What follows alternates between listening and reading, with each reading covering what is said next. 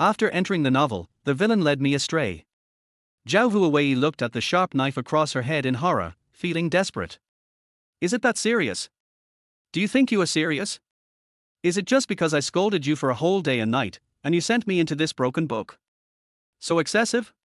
It was a Shura field from the beginning, so where should she go? Zhao Huiwei wanted to die. Seeing the knife go in one more inch, she fell back in fear and said tremblingly, "Brave man, hold your knife steady, don't cause unnecessary accidental injuries." The man in black, ? Who was the one who was calmly going to die just now? However, as long as the person knew that she was afraid, he was not afraid of not being able to pry open her mouth, so he pushed the knife in one more inch and said angrily, "Tell me. Where is Shen Mingnan?" Shen Mingnan?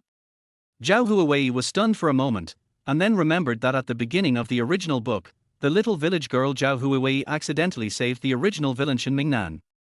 Shen Mingnan was originally the son of the Duke of Shen's mansion. His whereabouts were leaked by his trusted subordinates, which led to him being chased by assassins sent by the eldest son of Shen all the way and being seriously injured. He was chased all the way to Luohua village. The few days that Zhao Huiwei took him in to treat his injuries gave him time to contact his own secret guards and set up a dragnet, waiting for the group of assassins to come and deliver their heads. In order to induce this group of people to relax their vigilance, the bait was Zhao Huiwei, so Shen Mingnan watched his savior die tragically in the inner room without any reaction. Then he gave Zhao Huiwei a lavish burial as if he had a conscience, and also gave 5,000 taels of consolation money to the original body's mother who had remarried long ago. When Zhao Huiwei saw this, she felt a mouthful of old blood stuck in her throat and rolled her eyes fiercely. Why should she give money to someone who was dead? Or to the snobbish mother who abandoned her original body? This is to rub Zhao Huiwei's face on the ground left and right. In the original book, Zhao Huiwei was also stupid. She would rather die than expose the whereabouts of Shen Mingnan. One reason was the beam of righteous light shining on her. Secondly, she fell in love with Shen Mingnan at first sight, who was cold-hearted, cruel, and ruthless except for his good-looking face. This is where the dog-bloodedness comes from. In the original book, Zhao Huiwei was moved by herself and felt that she was brave and fearless. She used her life to protect her newly sprouted love. But Zhao Huiwei, who had just come through, said, why should she face such a horrible and bloody scene? She decisively said, I know. The man in black was a little dazed. Is it that simple? Shen Mingnan, who was hiding in the dark and peeping. Brave man, I know where he is. Can you wait for me? I will call him out. The man in black looked inside the door. Because of the dim light, he could not see anything clearly. In addition, this young woman decisively abandoned the dark and joined the light. According to Shen Mingnan's revengeful nature, this young woman would probably die as soon as she walked into the door. So he was relieved to let Zhao Huiwei lead the way for him. At the same time, he threatened fiercely to make himself look extraordinary and people dared not resist. Go and come back quickly. As long as you bring him to me, I will not only spare your life but also guarantee that you will have no worries about food and clothing for the rest of your life. Oh. Zhao Huiwei waited in her heart. What should I do if it was a little tempting? There was no way. Who told her that she was just a poor and useless little village girl? She turned around and entered the inner room without hesitation, and then quickly closed the door. With the help of the moonlight outside the window, she vaguely saw a figure lying on the bed. Very good, Shen Mingnan, who pretended to be dead, was caught by her. It was a pity that the original owner saved him. Just like the farmer and the snake, how could the poisonous snake be warm? But thinking of the villain who was still jumping around at the end of the book, Zhao Huiwei's originally heroic and high-spirited heart suddenly shrank. Now there is only one way to go. The villain will always be defeated by the villain. Don't believe in the light of justice. Just like her, she wanted to be the light even though she was powerless. When she died, she had no feeling below the neck. Thinking of this, Zhao Huiwei cried unconsciously and fell weakly in front of Shen Mingnan's bed. Brother Shen, what should we do? Woo woo woo, the people outside are so fierce and I'm so scared. If you don't wake up, they will rush in and chop us like watermelons. Shen Mingnan, who had already opened his eyes in the darkness. He resisted the urge to strangle her to death, struggled to get up, and said weakly, Benefactor, what's wrong with you? Zhao Huiwei choked on her tears, so why did she still compete with her in acting skills at this critical moment? Why did she pretend to be so powerful? Zhao Huiwei cried even louder. It was just like a storm crying, "Wu Wu, your enemies are here to kill you." Chapter 2, Benefactor, are you alright? Seeing Shen Mingnan remain silent, Zhao Huiwei thought he hadn't heard her, so she moved closer and raised her voice. Your enemy has come for you. What should we do? Yes, she said we. Shen Mingnan shouldn't think he could just ditch her and run away on his own. The woman in front of him looked panicked, her eyes filled with unshed tears, gazing at him anxiously. Shen Mingnan, who typically detested others getting too close to him, could barely endure the pain in his body as he awkwardly shifted back. Just as he was about to say something, the door was suddenly kicked open with a loud bang. Zhao Huiwei jumped in shock and quickly looked over. She saw a black-clad figure with a mask, stepping into the room. His eyes were wide open and filled with viciousness, and in a rough voice, he said, "Did you yell so loudly to make sure the people outside can hear? I really gave you face. Asking for people and dragging this out here. I'm so annoyed. You two can die now." Zhao Huiwei was stunned, her mouth dropping open. Damn. Shen Mingnan. The black-clad man raised his knife and swung it down fiercely, but it stopped just above Zhao Huiwei's head. There was a sound as a sharp knife pierced into the black-clad man's body, and it went straight through to Zhao Huiwei's face. The next second, the blooded knife was pulled out. Zhao Huiwei's eyes widened in shock, unable to believe she was witnessing a murder scene in her lifetime. The black-clad man bled profusely from the wound, blood pouring out like a fountain. His wide eyes stared, unblinking, and just so happened to meet Zhao Huiwei's gaze. Terrified, she felt as though she would die on the spot.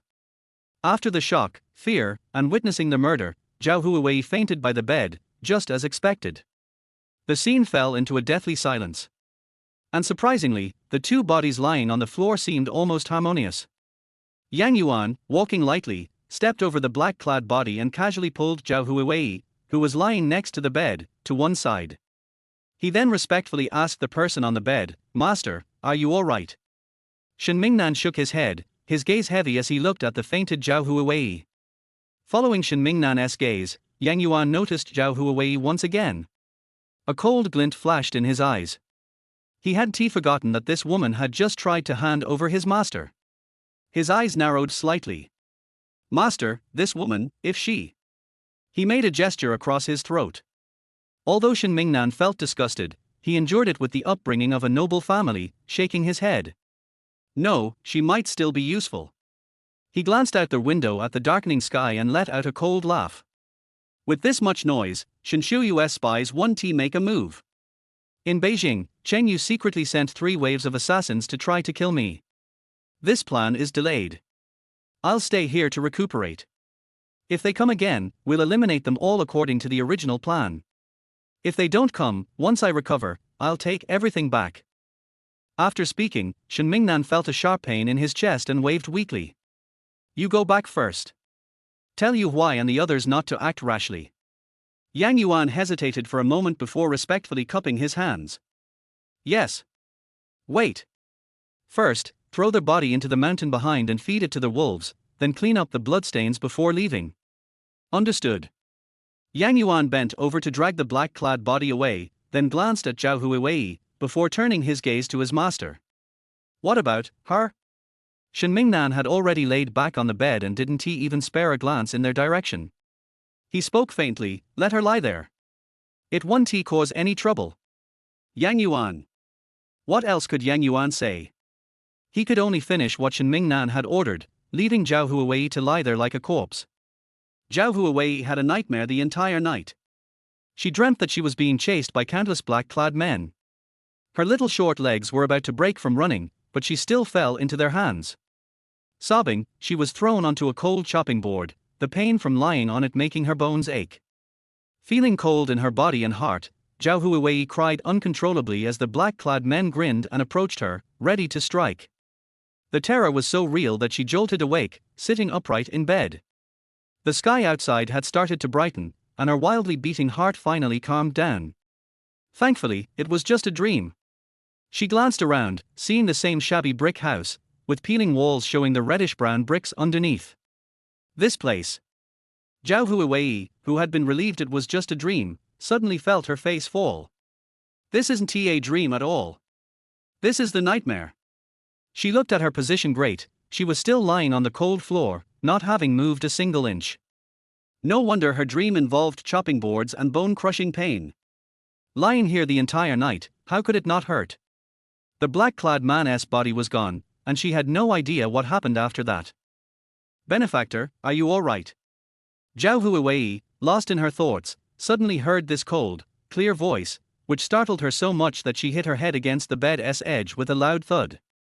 Chapter 3, The Noble Young Master. Shen Mingnan? Why hadn't this man left yet? Zhao Huiwei took several steps back in shock, and when she looked up, she found herself meeting Shen Mingnan's concerned gaze.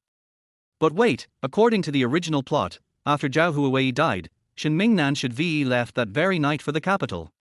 After all, the female lead, the woman he loved, was waiting for him in the hands of the male lead for him to rescue. But now, can someone tell her why this person was still at her house? Benefactor. Zhao Huiwei felt a chill run down her spine at his coldly laced voice. I'm fine.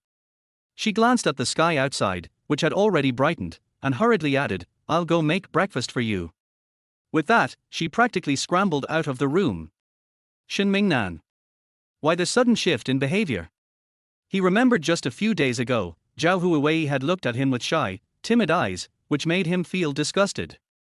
Now, not only was she avoiding looking at him, but she was also trembling as she spoke to him. Unable to come up with a reason, Shen Mingnan concluded that it must have been the terrifying scene from last night that scared her so much. In the kitchen, Zhao Huiwei finally felt like she was alive again. She sat down on a small stool by the stove, apologizing profusely to the author, and even the author's ancestors, while mentally reviewing the plot of the original novel. The novel, called Jinxiu Huashan, was a classic early romance story. It centered on the female protagonist, whose beauty and cleverness earned her the admiration of a vast number of admirers, ultimately leading her to the throne, adored by the crown prince. Of course, the true winner in the original story was the male protagonist, Prince Cheng Yu. How could it be otherwise when he had power, wealth, and good looks? Under his coercion and temptation, the female protagonist was eventually taken by him. For now, she belonged to the male protagonist, but this was temporary. After the original antagonist learned of the situation, he swiftly dealt with the waves of assassins sent after him, then rushed to the capital to rescue the female lead. As one might expect, how could the antagonist defeat the male lead's aura? But he didn't leave empty-handed. At the very least, he significantly boosted the female lead's favorability, which in turn caused the male lead to become extremely jealous and vow to kill the antagonist, Shen Mingnan. The rest of the story followed a typical plot where the antagonist chased and fought with the male lead in a dramatic cat-and-mouse game, ensuring the plot remained full of twists. This novel used a reverse timeline technique, starting with the relationships between the male lead and the antagonist toward the female lead. It seemed confusing at first, but as the story unfolded, the past relationships and emotional development between them were revealed. However, Zhao Huiwei mostly skimmed through the middle parts, often feeling lost. She only fully paid attention when the antagonist completely darkened, then jumped straight to the ending, where the crown prince and the female lead got married, while Shen Mingnan died on the battlefield. Zhao Huiwei froze for a moment. Shouldn't Shen Mingnan be rushing to the capital by now? Why was he still staying at her house? How was the plot supposed to continue? With his notorious ability to attract hatred, it would be no surprise if 3 assassination attempts came his way in a single day. Without any clue on how to return to reality, Zhao Huiwei had to cling to her life. If she died, it would all be over. So, the best plan was to feed him well, make sure he recovered as soon as possible, and get him back to the capital to compete for the female lead with the male protagonist. With that thought, Zhao Huiwei felt a burst of energy and moved quickly to prepare rice for cooking. Looking at the sparse amount of rice left in the jar, she fell into silence again. Damn it! She cooked all the remaining rice, stir-fried a small plate of vegetables, and steamed a few sweet potatoes. There was no other choice. The original owner's family was poor, and Zhao Huiwei had to rummage through cabinets to find the half-pound of flour and a few sweet potatoes that the original owner's grandmother had sent. She could have been better off, but after she found Shen Mingnan, she spent all her savings on buying him medicine and a few pounds of rice and flour to help him recover. Meanwhile, she had to survive on the bare minimum, eating poor food and looking malnourished. At 16, she looked no older than a 12-year-old child. If it weren't for the hairpins she wore, her flat chest and skinny frame would have made everyone mistake her for a young boy. Zhao Huiwei ate a few bites, then consumed 2 sweet potatoes, finally feeling alive again. She carefully portioned out some food and brought it to the inner room. She gently pushed open the door and immediately saw Shen Mingnan leaning against the head of the bed. He was gazing out the window, the light from outside casting on his exquisite, jade-like profile. His stillness made him look like a painting, one you wouldn't dare disturb. Hearing the noise, Shen Mingnan turned his head to look at Zhao Huiwei. His long black hair was loosely tied, his brows slightly furrowed, and his black, glittering peach blossom eyes locked onto her. His high nose and thin lips, though pale, held a sickly beauty. His expression was calm, and he spoke with barely any emotion. Benefactor. Zhao Huiwei stood there, her face frozen as she felt the overwhelming impact of Shen Mingnan's beauty. No wonder the original owner fell in love at first sight. With a face like his, anyone would. He truly was a noble young master, unparalleled in the world. Chapter for life is not easy, Huihui sighs. However, after knowing the content of the original book and understanding that he was a handsome but cruel man, all the surprise in her heart disappeared when she thought of it. This kind of handsome man should be left to the heroine to enjoy. Brother Shen, come and eat something. Shen Mingnan glanced at the simple meal and said with gratitude, "Thank you, benefactor." Zhao Huiwei swallowed her saliva, smiled stiffly and waved her hand, "You're welcome." He put down the food and ran out without hesitation. Don't think that she didn't see the disgust in his eyes. Zhao Huiwei, who was afraid that Shen Mingnan would draw his knife because he was dissatisfied with the food, ran away decisively. As long as she runs fast enough, fear can't catch up with her. Shen Mingnan, who still wanted to chat with Zhao Huiwei, said, "Is he really that scary?" He stirred the porridge in front of him with an expressionless face, hesitated for a moment and took a sip. The porridge was mushy. Zhao Huiwei didn't know whether Shen Mingnan would eat the food or not. She just felt very worried now. It was only May, so why did she feel so cold?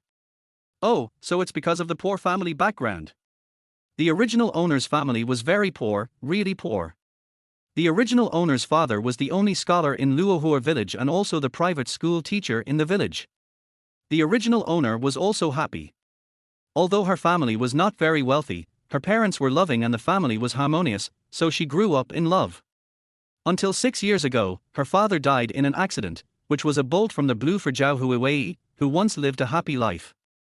Her mother, whom she depended on and respected, abandoned her when she was only 10 years old and remarried in the neighboring village 3 months after her father's death. The original owner's daughter was forced to stay in Luohua village after her crying. On the day she remarried, she took away all the savings of more than 100 taels of silver left by her original father. The only valuable thing left to her original father was this blue brick and tile house. Then he coaxed the original body and said that he would come to pick her up once she had established herself in that family. Now 6 years have passed, not to mention coming to pick her up, no one even came to visit her. However, the original owner still heard from others that she became pregnant not long after she got married, and gave birth to a boy for that family the following year, and they shared the family happiness. I guess they have forgotten her a long time ago. Little Zhao Huiwei grew up with the help of her original grandmother and uncles and aunts. Normally she would go to the mountains to pick herbs and sell them in town for money. It was because her original body knew how to identify herbs, otherwise how would she have met the seriously injured Shen Mingnan? Well. Zhao Huiwei sighed for the 101st time. Well, in order not to go hungry she had to go to the mountains to find something to sell in town. Following the original owner's memory, she knew that the mountain behind her house was the largest mountain in the surrounding area, Daliang Mountain. The mountain is lush and leafy, half of it is sunny and half is extremely dark. The dark side is what the older generation calls the deep mountains, which cannot be entered. Anyway, I heard from the villagers that no one who went in came out alive. No one dared to go in and look for it, so over time it became a restricted area. The medicinal herbs Zhao Huiwei was looking for were just outside, a relatively safe area. Life is not easy, Huihui sighed. I remember that she was on holiday yesterday, enjoying the air conditioning and eating watermelon at home, and complaining about the author at the same time. It was sent here directly today for transformation. I don't know what the situation is like over there. I wonder if her parents would be sad and cry if they knew she was gone. Zhao Huiwei shrugged her nose in grievance when she thought of this. Then before leaving, he put the remaining food on the stove to heat it up, stood at the door with the backpack in his hand and said loudly, "Brother Shen, I'm going to the mountain and may not be back at noon. I'll heat up the food for you on the stove." After saying these words, he left quickly without waiting for Shen Mingnan to reply. After she left, Shen Mingnan stood up wearing a cotton dress. This set of clothes belonged to Zhao Huiwei's father. It was a little small for him, but it was better than nothing.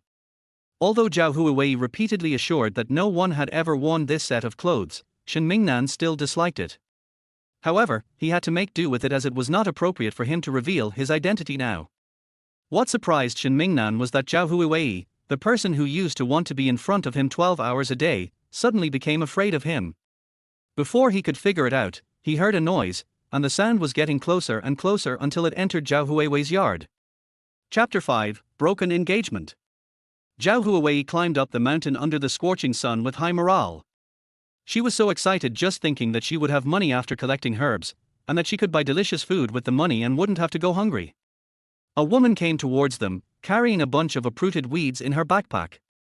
She also saw Zhao Huiwei and greeted her with a smile. "Hey, Huihui, you came to the mountain to look for herbs." Zhao Huiwei searched her memory for a moment. This was the village's Zhao Sunsha. Everyone in the village called her Sun Ernyan, so Zhao Huiwei nodded and said, "Yes." Then she looked at Sun Ernyan's backpack and asked, "Sun Ernyan, what did you pick from the mountain?" Sun Ernyan's eyes dodged for a moment, avoiding Zhao Huiwei's sight of the backpack. "It's just some wild vegetables.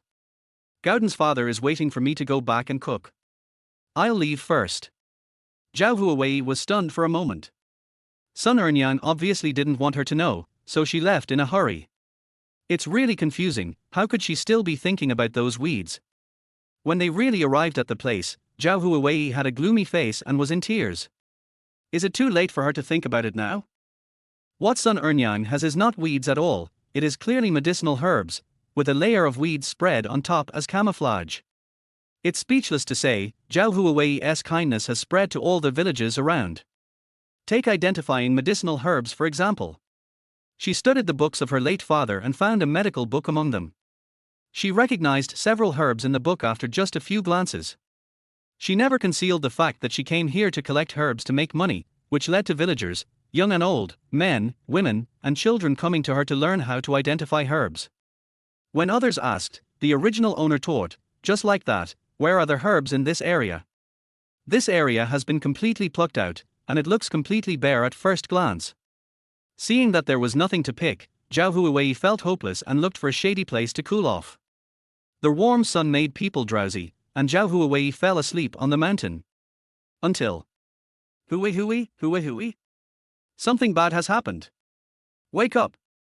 What the hell? Zhao Huiwei, who was still dreaming, was woken up by the shock. The strong shaking made her want to vomit, so she pushed away the hands that were pulling her away with all her strength and told them to stop shaking, or she would vomit if she continued. Seeing Zhao Huiwei wake up, the visitor looked anxious. "Wake up and go home quickly, your engagement has been cancelled." "What? Break off the engagement? What kind of break off?" Zhao Huiwei, who was still confused, was dragged back. So much so that when she entered the courtyard, she saw a group of people looking at her with gossipy eyes, and she was stunned for a moment. How come there are so many guests coming to her house when she has only been out for half a day? When Zhao Huiwei was thinking about how to greet them, an old lady pulled her to the middle and said angrily, "You silly girl, why are you still standing here in a daze at this time? Explain quickly, don't let Madame Yarn cancel this marriage. What will you do if she cancels it?" The old woman was the original body's grandmother, Zhao Qianxia. The anxiety on her face could not be faked. Zhao Huiwei then looked at the woman next to Zhao Qianxia. The woman looked sickly, but she acted very mean with airs. Next to her was a handsome young man with a blushing face, who seemed to be persuading his mother to go back, but Madame Yarn was unmoved and glared at him. She waved the handsome young man away, stood in front of Zhao Huiwei and said with disgust, "This marriage was arranged when your father was still alive. I didn't think of cancelling the engagement for your father's sake, but look at what you have done. If I hadn't come here today, I would still be kept in the dark and let you have an affair with your lover." After seeing the woman, Zhao Huiwei belatedly realized that she really had a fiancé. He was the second scholar after the original owner's father, Zhao Rongyu, and his name was Yang Mingting. But the lover and affair mentioned by Madame Yang. The next second, Zhao Huiwei looked in the direction of her finger. Even his coarse clothes could not hide the elegance in his eyes and eyebrows. He sat at the door, a hint of impatience flashed in his eyes, and when he saw Zhao Huiwei appear, the light in his eyes became even colder. The next second he covered his eyes again and coughed weakly. Zhao Huiwei, how did you invite this ancestor out? Zhao Huiwei was crying in her heart, she couldn't scold anyone but him. Zhao Huiwei was really afraid that this gentleman would hold a grudge against her and kill her that night. She looked at Madame Yang with a cold sweat on her face. Please don't misunderstand me. This is just a young man I saved in the mountains. He will leave after his injury heals. How dare she attribute this mistress's bad reputation to Shin Mingnan? Chapter 6. One good thing will make your heart immortal. Perhaps it was because Zhao Huiwei's answer was too powerful and too serious that the scene fell into rare silence for a second. Madame Yang was also stunned for a moment. This indeed didn't look like an affair, but she didn't care. Her son had such a bright future, but having a village girl as his fiancée only served as a burden to her. No matter how cruel or heartless she will never let Zhao Huiwei influence her son in the slightest. She glared at Zhao Huiwei fiercely. Do you have no shame? Boys and girls should not sit together at the same table after the age of 7. You and he have slept in the same room, so aren't you his mistress? I'm going to put my words here today. You have to cancel this marriage. Our Yang family can't afford a daughter-in-law as shameless as you. Hearing this, Zhao Huiwei, no matter how good her temper was, became furious. Madame Yang kept calling her shameless and mistress. Wasn't this just trampling on her reputation?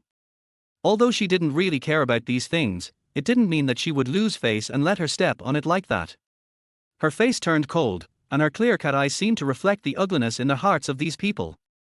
Under Zhao Huiwei's gaze, Madame Yang felt ashamed for a moment. If you insist on putting such a hat on me, I won't recognize it. My fellow villagers and uncles, you have been watching me grow up since I was a child. My character since childhood is very clear to all uncles and aunts. I have never done anything immoral. My father taught me since childhood that if one's heart is filled with goodness, it will be immortal for eternity, and 100 lights will illuminate 1,000 miles. I saved a life, and I have a clear conscience. Zhao Huiwei's powerful words woke up everyone present. Yes, they watched Zhao Huiwei grow up, from a delicate little girl into a graceful young lady. She has liked helping others since she was a child, and often quotes her father's words, saying that she wants to be a person like her father when she grows up. In the entire Luohua village, there is no one that Zhao Huiwei has not helped. An old lady at the side suddenly burst into tears. My grandson had a high fever in the middle of the night 2 years ago. I was the only old woman sick in bed at home. It was Huihui who heard the noise and carried Hutu out, and asked old Liu to take my grandson to town. Such a good person, you framed her like this, I'll be the first one to disagree. Many people in the village couldn't help but think of Zhao Huiwei's father, Zhao Shucai. That kind-hearted man taught them how to plant, taught their children how to read, and showed kindness to the lonely elderly. To put it bluntly, there was no one in the entire Luohua village who had not benefited from his kindness. Including Madame Yang's family, they all received guidance from Mr. Zhao and passed the examination for students at a young age. They also passed the examination for scholars by reading the notes written by Mr. Zhao. Everyone was waiting for his efforts, just because he was so selfless, but at this time they watched his only daughter's reputation being ruined and everyone was indifferent. Shame on them, they really are. Zhao Huiwei didn't know what she was thinking about, and her eyes became moist. She left everyone behind and ran straight into their house. Not long after, she took out a small jade pendant. This is the engagement token between Yang Mingting and I. I am returning it to you now. I hope we can get married and never have any disputes again. When these words came out, everyone was shocked and hurriedly advised, don't act on impulse. If you lose this marriage, where can you find such a good one? Madame Yang was also embarrassed by Zhao Huiwei's conversation, but, if a man does not work for himself, he will be punished by heaven and earth. Even if she was stabbed in the back or cursed, she wanted her son to have a clean life and fight for a bright future. She took the small jade pendant and returned the engagement token given by Mr. Zhao, which was a piece of mutton fat jade that looked very valuable. Zhao Huiwei took it and found it soft and smooth to the touch. It was a good product.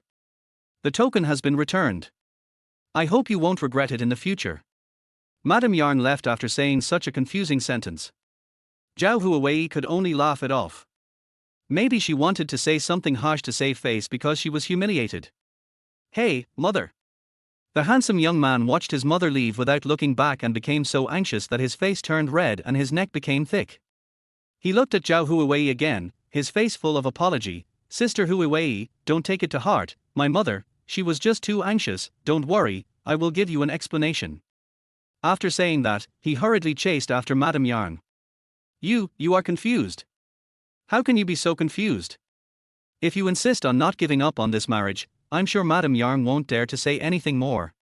Such a good marriage, how could it be lost? How can I be worthy of your dead father? Zhao Qian was really sad and her eyes were red from crying. She really loved Zhao Huiwei, but it was a pity that this child lost her father and her mother when she was young.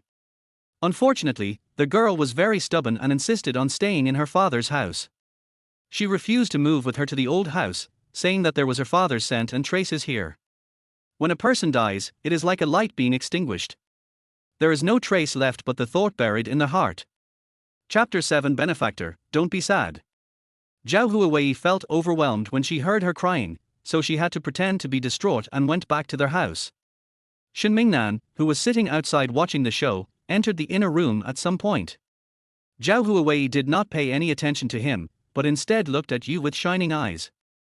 Everyone thought that Zhao Huiwei was hiding in the house feeling disheartened, but she was just wondering how much this jade was worth. Shen Mingnan in the inner room had a rare change of opinion about Zhao Huiwei, which made him curious about what kind of righteous man the father must be to be able to raise a girl like Zhao Huiwei. Zhao Huiwei was speechless after this incident. Fortunately, her original body had been kind-hearted since childhood, so saving people was a normal thing for her. Otherwise, it would have been a difficult ending. Although the separation of men and women was not a serious issue in this dynasty, it was no longer a good idea for men and women to live in the same room. But it still has an impact, and I guess it will be difficult to get married in the future. Zhao Huiwei was too lazy to think about these things anymore. She focused her attention on the mutton fat jade and thought to herself that this was at least one of the relics of the original owner's father, and it was a relatively valuable relic. If she pawned it, the original owner's father's spirit would probably be so angry that he would come and scold her to wake her up at night. Zhao Huiwei put the thought aside for a moment and instead recalled the scene of the broken engagement. There is no such thing as breaking off an engagement in the original text. The original owner died too early and the engagement she had made before was no longer valid. After the original body died, Madame Yang cried in front of Zhao Huiwei's coffin. Others praised them for their loyalty and righteousness, and she swallowed the mutton fat jade. As for Yang Mingting, Zhao Huiwei had no impression of him at first, but after thinking about it carefully, he stood up in shock. Isn't Yang Mingting the new #1 scholar who passed the imperial examination the following year in the original text?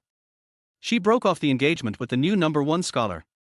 Zhao Huiwei reacted and fell back into the chair again. The salted fish life slipped through my fingers again. Shen Mingnan leaned weakly against the door, and found it interesting to see someone jumping up and down in shock. He coughed twice more and said in a hoarse voice, "Are you sad because of the cancellation of the engagement?" Scare. Why did this person suddenly appear again? Shen Mingnan now looked sick, giving people the illusion that he may die at any time. Zhao Huiwei jumped up in fright again and hurriedly held his sleeve, fearing that he would suddenly faint and bring bad luck. When he touched Zhao Huiwei's warm palm, his whole body stiffened. He resisted the urge to push her away and stood with his eyes lowered. Well, you mean to cancel the engagement? I don't really feel sad at all. What Zhao Huiwei said was the truth. She was a fake who had just come here, why would she be hurt? The only thing that made her sad was that the place was so poor and she was so hungry. But Shen Mingnan didn't think so. She felt that she was hiding the pain with a smile. How could a woman whose engagement had been broken off find a good family with conditions as good as Yang Xiuzai's? This is obviously just pretending to be strong. Shen Mingnan was silent for a second, and then comforted him again, "Don't be sad, benefactor. A good person like you will always meet someone who is good to you." Zhao Huiwei. Look, this is something a villain should say. Could it be that this guy is sick and confused because I didn't buy him medicine today? And which I have his so that she was sad. Of course, the most important point is that you are a villain. Do you know what villains are? They are all irrelevant. Please recognize your position and don't do things that are inconsistent with your character. For example, at this moment, force-feeding people chicken soup for the soul. Although she felt horrified, Zhao Huiwei still nodded her head and agreed, yes, yes, yes, you are right. I will help you go back and rest. Don't get tired. Shen Mingnan. Don't think he didn't feel perfunctory. He glanced at her coldly and turned aside to avoid her hand. No need to trouble my benefactor. After saying that, he went back to the inner room and closed the door. Zhao Huiwei could sense someone suddenly getting angry. She blinked her round almond eyes and thought carefully and attentively about the reason why he suddenly got angry. By combining the incident with the current situation, Zhao Huiwei felt that she could work out the Pythagorean theorem. Of course, she came to a conclusion in the end. That is, Shen Mingnan was hungry and he was silently resisting. Looking at the only half-pound of flour left at home, Zhao Huiwei went to the stove and cursed it in her heart. This is really a waste of money, oh, so sad. Chapter 8, When Jade. The next morning, Zhao Huiwei spent a penny to take old Liuto's ox cart to the town. She was going to the town to do something important today. She wants to pawn the jade. Of course, this was a major decision she made after being woken up by hunger twice during the night. Dad, you will definitely forgive me in heaven, right? If your fake daughter starves to death, you will really be left without a daughter. Zhao Huiwei really shed tears of sorrow. Other people who travel through books either have golden fingers or are proficient in martial arts and medical skills. To her, he is a complete waste, incompetent at nothing and eats nothing. Before she came here, she was a junior student, majoring in finance, and was waiting to graduate and go home to inherit her father's company. Oh no, now go inherit it in your dream. Luohua village, Zhao Huiwei's home. Not long after she left, a figure quickly came in. If Zhao Huiwei was there, she would definitely recognize that this was Yang Yuan who stabbed the man in black to death. Yang Yuan came this time to deliver medicine to Shen Mingnan, otherwise his master would have died of illness long ago just with those bags of medicine bought by Zhao Huiwei. Shen Mingnan pinched the pill and swallowed it directly. After a moment, his face became much redder. Where's she? Where's she going? Yang Yuan was stunned for a moment before he realized who his master was talking about. Miss Zhao has gone to town. In town? He knew that Zhao Huiwei had gone out early in the morning, but he didn't know what she was going to do. After a moment's silence, he slowly said, "Send someone to follow her. I want to know everything she has done and who she has come into contact with." Yang Yuan accepted the order and prepared to leave, but then he remembered something and spoke again. "Master, the latest news is that Miss Nan Jia is imprisoned in the prince's mansion." Hearing this, Shen Mingnan sneered, playing with imprisonment. It is indeed Sheng Yu's style. He dared to tie up the daughter of a minister in the court. He was really not afraid of being criticized. He sneered, waved his hand to signal Yang Yuan to leave, and said in a cold and light voice, "He won't succeed, I promise." Luohua village was not far from Xinglin town, and it only took half an hour by ox cart. Zhao Huiwei jumped off the car as soon as the car arrived at the station. She felt so shaken by the ride that her bones were about to fall apart. After getting off the car, I quickly stretched my muscles and felt alive again. After hearing what old Liu said, he would wait at this intersection at noon. The quaint town buildings looked grey, with the only thing of some color being the winding bluestone road on the ground. Vegetable sellers were already chatting with each other on both sides of the road. The roadside shops were all open, with steaming bun shops and busy restaurants. At this moment, Zhao Huiwei felt as if she had really come to ancient times. But her purpose this time was not to appreciate the town. She spent 2 cents to buy a meat bun. After filling her stomach, she searched through the original owner's memory and found a not too big pawn shop in the most remote corner of the town. She took a look at the name, Shinshin Pawn Shop. The name was very meaningful. It was probably to advise people who came in to pawn things to think carefully, right? You know what, it's quite thoughtful. I'll choose this one. The light in the pawn shop was not bright. There was an old man sitting behind the counter, calculating on his abacus as if no one was around. Hearing the noise of someone coming in, he didn't even blink, and asked in a hoarse voice, "Live or dead?" Zhao Huiwei had already made up her mind when she came here.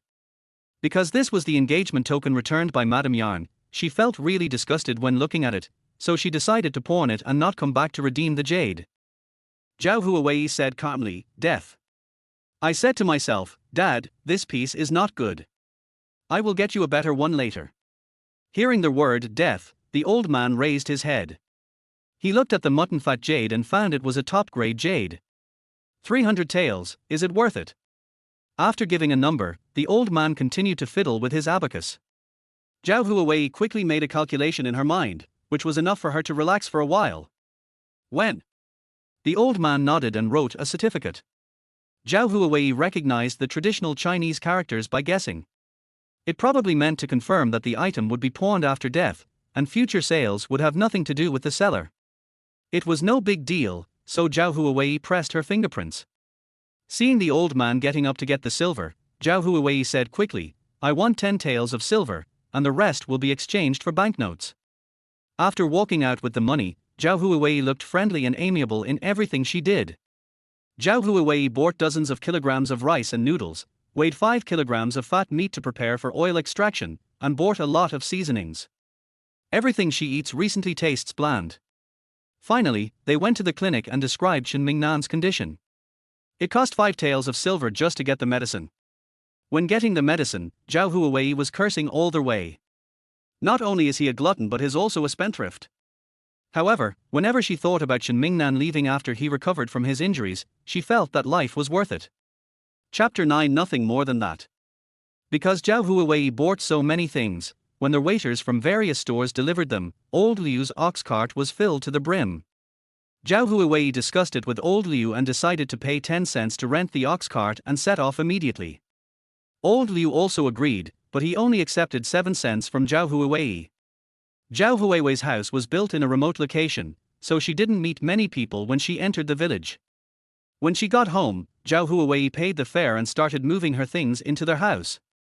When Shen Mingnan heard the noise, he stood up and watched for a moment. Seeing so many things, I couldn't help but raise my eyebrows. Where did this little country girl make her fortune? At this moment, Zhao Huiwei was struggling with a bag of rice, hugging it left and right, but she couldn't hold it.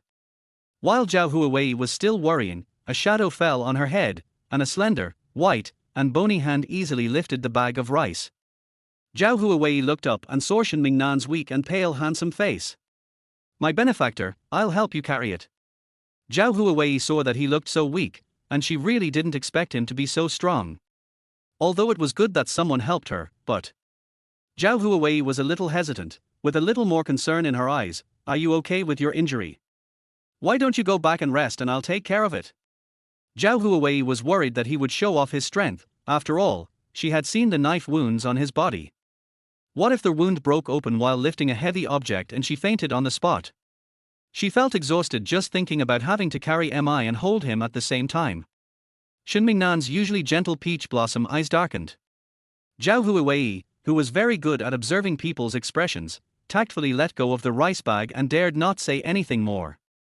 He carried the rice and walked forward. "Don't worry, benefactor, this little injury won't cause any trouble." Zhao Huiwei, who was at the back, heard this and felt that she should encourage him to ease the atmosphere, so she nodded affirmatively. "Yeah, brother Shen, you are awesome. You are still so strong even when you are injured. You are worthy of being you." Shen Mingnan paused for a moment, then walked forward again. If you look closely, you can see that his hand holding the rice bag tightened, and the veins on the back of his hand were bulging. He threw the rice on the floor, waved his sleeves and went back into the inner room. Zhao Huiwei was speechless. This person is so difficult to serve. No matter how I encourage him, he gets angry too. Last time I agreed with him, he got angry too. He is just a primary school kid who can only sulk and sulk. On the one hand, Shen Mingnan was worried that the assassin might come again, so he quickly carried her away to use her as a shield. On the other hand, Zhao Huiwei was afraid that the big villain would not say anything now but was actually waiting for a retaliation later, so she decided to take this opportunity to improve the big villain's favorability. "I don't ask for repayment of favors, I just ask that you don't repay kindness with enmity." Shen Mingnan returned to the inner room and covered the wound with his hand. He didn't expect that this little country girl said one thing and did another behind his back. It seems like the praise is not sincere at all, and it is just perfunctory. He sneered. It was only because she saved his life and he had changed his opinion of her that he didn't want to let these bloody things get involved with her. Otherwise, she thought that the past 2 days were so peaceful. It was because his men outside killed anyone who came to assassinate him. But now Shen Mingnan decided to withdraw the outside sentry. Dong dong. Someone knocked on the window from outside. Shen Mingnan calmed down and said indifferently, "Climb in." Yang Yuan outside. He carefully propped up the window and actually crawled in like a big insect. "Master, this window is too small." Yang Yuan brushed off the dust on his body. With his tall and mighty body, climbing through a small window was really torture for him. He hoped that his master could hear his hidden meaning and quickly get a bigger window for this little village girl. Shen Mingnan glanced at it calmly and said, "This is not my home." Yang Yuan.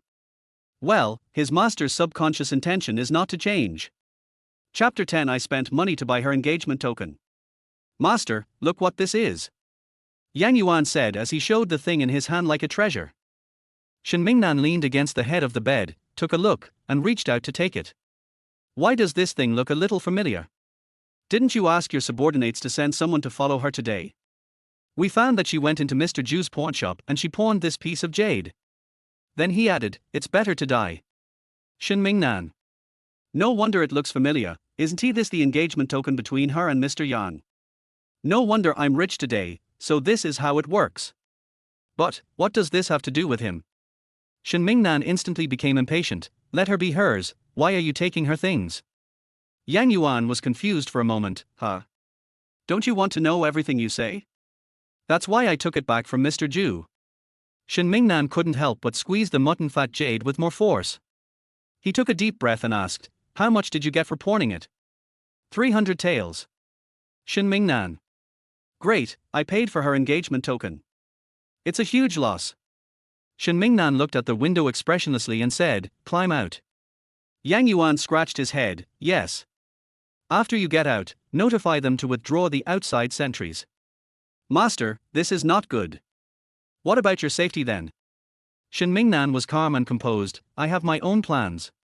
Yang Yuan took the order and left.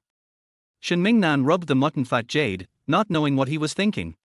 There was a sudden knock on the door, and Shen Mingnan quickly put the mutton fat jade into his arms. The next second, a round head popped in. Her almond-shaped eyes kept blinking, with a flattering smile on her face. "Brother Shen, come out quickly, I made something delicious for you." It seemed as if Shen Mingnan had just gotten a good look at Zhao Huiwei's appearance at this moment. She was very thin and looked very small. She was wearing a light green cotton dress, had curved eyebrows, big almond-shaped eyes with upturned corners, and a sallow little face with no discernible color. And her hair is as dry as grass, making her look like a stunted child. Now she looked at him with an ingratiating smile. Shen Mingnan felt a little relieved. She had taken such good care of him, so why not give her some face? He responded softly, his every move exuding elegance and nobility. "Zhao Huiwei, why are you still pretending?" She touched her nose and dared not say a word. He was even very servile and arranged for him the best chair in the house. "Come, Brother Shen, sit here." After a pause, he said, "I wiped the stool for you 5 times. Shen Mingnan had a calm expression on his face and sat down leisurely. The dish in front of him was indeed delicious. Shen Mingnan raised his eyebrows slightly and looked at Zhao Huiwei again, trying to equate her with the bowl of porridge. Obviously, the overlap failed. Was this done by one person? If Zhao Huiwei knew, she would definitely answer loudly no. She was poor before, and now she is rich. There is still some difference in essence. Considering Shen Mingnan's health, Zhao Huiwei didn't make the meal very spicy. In addition to the nutritious bone soup, there are also several refreshing side dishes. In real life, although Zhao Huiwei is a lazy person who does nothing, she loves to eat. She has cooked everything edible, but she is lazy and only cooks it once every 1 or 2 months. Of course, salted fish have to live a life of having everything they want, and if they themselves have enough food and clothing, they would be bringing shame to the salted fish community. But in this situation, there is really no one else besides her to take care of Shen Mingnan. Zhao Huiwei put a piece of meat in Shen Mingnan's bowl and looked at him eagerly. "Brother Shen, try it." Shen Mingnan looked at her chopsticks, then looked at the meat in the bowl. He can't eat. So he politely took the meat away and said, "I don't like meat." All right, if you dislike her, then dislike her. Zhao Huiwei also tactfully stopped serving him food and instead took the meat he had picked out and put it in her own bowl, grinning, I just like eating meat. Shen Mingnan didn't say anything else. It was his upbringing not to talk while eating or sleeping. However, the dishes cooked by Zhao Huiwei tasted pretty good, so he reluctantly ate 2 bowls. Chapter 11 I promise not to disturb him. Zhao Huiwei was very full after the meal. She squinted her eyes in satisfaction and smiled at Shen Mingnan. Brother Shen, how do you think it tastes? Shen Mingnan acted like a young master from an aristocratic family and said calmly, it's okay. Okay? Zhao Huiwei was also satisfied, and to round it off, Shen Mingnan himself was also satisfied. Zhao Huiwei stood up and happily cleaned up the dishes. Brother Shen, if you are tired, go to bed and rest. I will boil some medicine for you. Shen Mingnan. What's wrong with this little country girl? She chased him to bed with just a few words. Is it a nuisance for him to sit here? Shen Mingnan lowered his eyelashes, hiding the cold light in his eyes. He was just waiting for her to come and beg him. So he stood up and left without saying a word. Looking at his back, Zhao Huiwei shuddered subconsciously, as if something big was about to happen. Zhao Huiwei sighed softly. Destroy it, I'm tired. He washed the dishes with a sad face, then sat at the door to bask in the sun, thinking about how to improve his favor. Judging from the situation in the past few days, her favorability in his heart is roughly negative. Hui, are you there? A clear voice was heard, and Zhao Huiwei could see the person clearly through the fence. It is a girl wearing rose-red clothes. By chance she also saw her through the fence. Zhao Huiwei. He saw it and asked if she was there. Could you please be more careful when chatting her up? Zhao Huiwei was speechless, but still went to open the gate. The visitor was the youngest daughter of the Luohor village chief, named Zhao Huihua, who just turned 17 this year. It is said that people have been looking for husbands for her in the past 2 years, but she rejected any of them until now, when she is preparing to meet the son of Mr. Zhang in the town. The news has been leaked, and people in the village now praise her as the young lady whenever they meet her. Zhao Huiwei wondered why this guy came to her instead of going home to meet her properly. And she really had little contact with Zhao Huihua. Sister Lotus, why are you here? Zhao Huihua was holding a basket with eggs in it. She looked a little worried. I just came to see you. Your engagement was cancelled yesterday. I was afraid you would be sad. Zhao Huiwei, thank you, she is not sad at all. But Zhao Huiwei still reached out to take the egg and said thank you obediently, thank you, Sister Huihua. Zhao Huihua was pretty, and as the youngest in the family she was spoiled and didn't have to work in the fields. Her skin was fairer than other girls of the same age, so she didn't look like a country girl at all. After accepting the gift from others, Zhao Huiwei politely invited the person in and poured a bowl of boiled water. Sister Lotus, just drink it. I don't have any tea leaves for making tea here. Zhao Huihua nodded to show her understanding. After all, Zhao Huiwei's family conditions were there. But she didn't come in for tea, but... Sister Hui, I heard that you saved someone in the mountains. The topic changed so quickly that Zhao Huiwei didn't react for a moment. Yes. At this time, Zhao Huiwei saw Zhao Huihua's face slowly turning red as if she had seen a ghost. Her eyes glanced towards the inner room intentionally or unintentionally. I heard his last name is Shen, is that right? Zhao Huiwei nodded numbly. What could she not see? This little girl fell in love with the villain. It's terrible. Is this something that ordinary people like us can even dream of? Zhao Huiwei wanted to hold her shoulders and shake her hard to wake her up. Can I go in and see him? No. Zhao Huihua. Because Zhao Huiwei's answer was so decisive, Zhao Huihua was shocked for a moment. After realizing what was happening, his face flushed. Why? Zhao Huiwei was extremely heartbroken, and the way she looked at Zhao Huihua was as if she was looking at a lost girl. Why think about him when there are so many people to think about? His heart is so full of the heroine that he can't spare any space for others. But Zhao Huiwei couldn't say it clearly. She was now worried about her life, fearing that one day he would be unhappy and kill her with a knife. After thinking it over for a while, he slowly said, because Brother Shen is recovering from his injuries, he doesn't like others to disturb him. Zhao Huihua still persisted after hearing this. Sister Hui, I'll just take a look. I promise I won't disturb him. Zhao Huiwei was firm. No. I won't allow it. Please, let's go, he will definitely hear us making such a loud noise. Zhao Huiwei couldn't even imagine what consequences she would face if she really let Zhao Huiwei in. Chapter 12. No, you can't see him. Just thinking about this made Zhao Huiwei feel a chill down her spine. She couldn't help but think of the original text. Although the villain at this moment has not yet completely turned evil, he is not a good person either. His path to evil was shaped step by step after Zhao Huiwei died and went to the capital in the original book. In the later period, he killed people like crazy and there was no humanity to speak of. At the end of the story, when Cheng Yu and Yao Nanjia were getting married, he walked alone with a sword, stepping through the sea of corpses and blood to come to Yao Nanjia. His handsome face reflected in the blood looked like a devil, which was chilling. He has handsome eyebrows and eyes, and there is pride in his brows. Just by standing there, their whole garden will be filled with spring.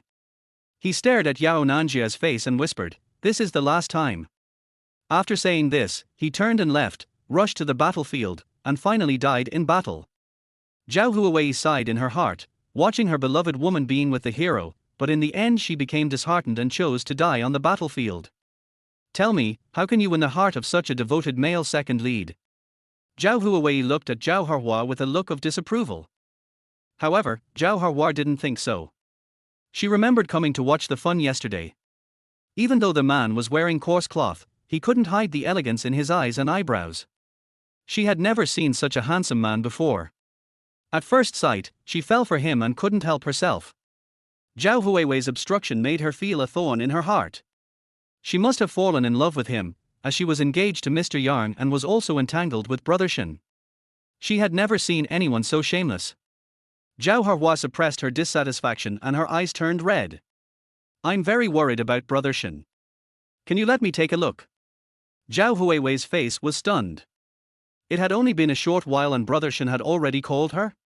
Shen Mingnan is not someone they can afford to offend, so they don't want Zhao Huiwei's life to be in danger from this person inside. She had no choice but to act fierce and said, "No, you can't see him. Besides, Sister Lotus, I heard that the village chief is looking for a young man from Mr. Zhang's family in town. It's not a good time for you to meet a man other than you, right?" If she had not seen Shen Mingnan's handsome appearance, perhaps she would have reluctantly chosen the son of Mr. Zhang. But now, when Zhao Huiwei thought about that kind of man with greasy hair and powdered face, she felt extremely disdainful. Thinking of this, Zhao Huiwei blushed with anger. She had realized that Zhao Huiwei wanted to monopolize Brother Shen's love. Otherwise, why would she save such a person and just keep him at home without saying anything? Zhao Huiwei felt that she had revealed the truth. She wanted to force her way in but was afraid of leaving a bad impression on Shen Mingnan, so she had to give up in disappointment. Before leaving, he left a vicious warning, "Zhao Huiwei, I won't let you succeed." No, what is she going to do has anything to do with success. The inner room door creaked open. Shen Mingnan came out coughing, his frail face full of guilt. "Benefactor, is it because of me that I made things difficult for you?" Zhao Huiwei. She is clearly a big-tailed wolf, why is she set up as a weak and gentle person? You are addicted to acting with her, right? So life never stops, and acting never stops. Could Zhao Huiwei blame him? No. Not only did she have to pretend to comfort him, she also had to work hard to gain his favorability.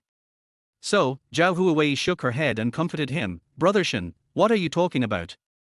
From the day I rescued you, there is no question of whether it was difficult or not. Just rest assured and recover here. I won't let anyone bother you. Just tell me what you want to eat." Zhao Huiwei spoke so sincerely that she even believed it herself. The country should issue her a good person card. Without asking for anything in return, they provide food and drink, and even chat with you. Shen Mingnan nodded with satisfaction in his heart. He really didn't want too many people to know about his existence. Zhao Huiwei could save her from a lot of unnecessary trouble. Shen Mingnan's expression softened a little. "In that case, thank you very much, benefactor." Har har. Zhao Huiwei faked a smile. "You're welcome, just treat it as your own home." After sending Shen Mingnan into the room, Zhao Huiwei poured the decocted medicine into the bowl. "It's time to improve your favorability again." Zhao Huiwei carried the medicine and thoughtfully took some candied fruits she had brought into the inner room. Shen Mingnan held the book left by Mr. Zhao in his hand. After reading some of the insights in it, he had to admit that he was indeed a talented person. It's a pity that he died young. Brother Shen, come and take your medicine. The black medicinal juice exuded a strong bitter taste, and Shen Mingnan subconsciously resisted it. I feel much better now, so there's no need to bother, benefactor. Unexpectedly, Zhao Huiwei insisted on handing the medicine to him. No, you have to take medicine to get better quickly if you are injured. Are you afraid of the bitterness? Look, I brought you some candied fruit. Have a drink. Shen Mingnan. The preparations are quite thorough, shouldn't he say thank you? Chapter 13. It's my duty to take care of you. Zhao Huiwei, who had been helping Shen Mingnan drink his medicine, happily collected the bowl and left. She closed the door considerately for him and said, Brother Shen, please take a rest first. I will call you after dinner. Shen Mingnan had an expressionless face and was too lazy to even glance at her. Yang Yuan had already given him the pills, so he didn't have to drink them. In the past, he had kept the medicine that Zhao Huiwei had given him with excuses and poured it out after she left, but this time, Zhao Huiwei refused to leave. He said to wait until the medicine cooled down before drinking it, and she really waited here for a quarter of an hour. She had to watch him swallow it with all her might before she would stop. There was a bitter taste on the tip of his tongue, and Shen Mingnan was so angry that he wanted to kill someone. He looked with a gloomy face at the few candied fruits she had left on the low cabinet beside him. After hesitating for a few seconds, he reached out and took one to try. He would try one. If it didn't taste good, he would bury Zhao Huiwei in the back mountain tonight. A few minutes later, the candied fruits on the plate were all gone. Shen Mingnan snorted coldly. What could you eat with just a few of them? The sweetness of the candied fruit completely covered up the bitterness on the tip of his tongue, and his depressed mood was calmed down. Who would have thought that Shen Mingnan, who could stir up panic in the entire imperial city with just his hands, would be afraid of taking medicine? Laugh. Shen Mingnan supported his forehead with his hand, a hint of mockery on his lips. Zhao Huiwei looked at the sky. It was already the evening hour, so she could start preparing dinner. Zhao Huiwei went to the vegetable garden behind the yard and picked some cabbages. There is a vegetable patch behind the yard that was planted by the original owner. There is also a peach tree planted on the right side of the yard, which is lush and strong. Peaches are already growing on the tree. Zhao Huiwei spends a long time under the tree every day, waiting for the peaches to ripen so she can pick them and eat them. The firewood in the stove was burning very vigorously. After using it for a few days, Zhao Huiwei still couldn't get used to it. It was too choking. She quickly steamed the white rice and made an egg custard with the eggs that Zhao Huiwei had sent her at noon. Finally, she sprinkled a layer of chopped green onions on it, which made the dish smell fresh and fragrant. I heated up the bone soup I had at noon and stir-fried some Chinese cabbage. As soon as the dishes were served, Zhao Huiwei went to call Shen Mingnan. This time she deliberately placed a pair of serving chopsticks on the dishes to avoid causing unnecessary disgust. When Shen Mingnan arrived, Zhao Huiwei had already served his meal, and there was a bowl of delicious-looking egg custard on his table. Zhao Huiwei moved the egg custard in front of him and said with a grin, I made this especially for you. Hearing the word, especially, Shen Mingnan's gloomy mood improved a little. He snorted in his heart, you're sensible. But he said, don't bother me, benefactor. I'll just eat whatever I want. He. Of course, Zhao Huiwei would not take his casual words seriously and just thought he was talking nonsense. But he said politely, it's not a bother, it's my duty to take care of you. Shen Mingnan raised his eyebrows and raised the corners of his mouth slightly when he heard the words. He was obviously pleased by what Zhao Huiwei said. He moved the egg custard in front of Zhao Huiwei and said, I don't like eating eggs. You can eat it, benefactor. Zhao Huiwei. Then he started eating by himself. Because he used serving chopsticks, Shen Mingnan obviously ate a little more than he did at lunch. Zhao Huiwei glanced at him secretly, eating the tender egg custard in her mouth, and couldn't help complaining in her heart, what a fussy man. After dinner, Zhao Huiwei moved a stool for him to the door to enjoy the cool air and digest his food. I was going to boil water for a bath, and after thinking for a while, I walked to the door, looked at Shen Mingnan and asked, Brother Shen, do you want to take a bath? Zhao Huiwei asked seriously, but Shen Mingnan didn't think so. How could an unmarried girl openly ask other men whether they take a bath or not? Just as I was about to scold her, I heard her say, you still have wounds on your body. Why don't you not wash them first? I'll boil some hot water for you. Take off your clothes and wipe them off. Shen Mingnan. Looking at Zhao Huiwei's clear eyes, it seemed that his mind was abnormal, and he couldn't utter a word of scolding. Under Zhao Huiwei's increasingly puzzled gaze, he slowly uttered, "Okay." After getting the answer, Zhao Huiwei went in contentedly to boil water. Great.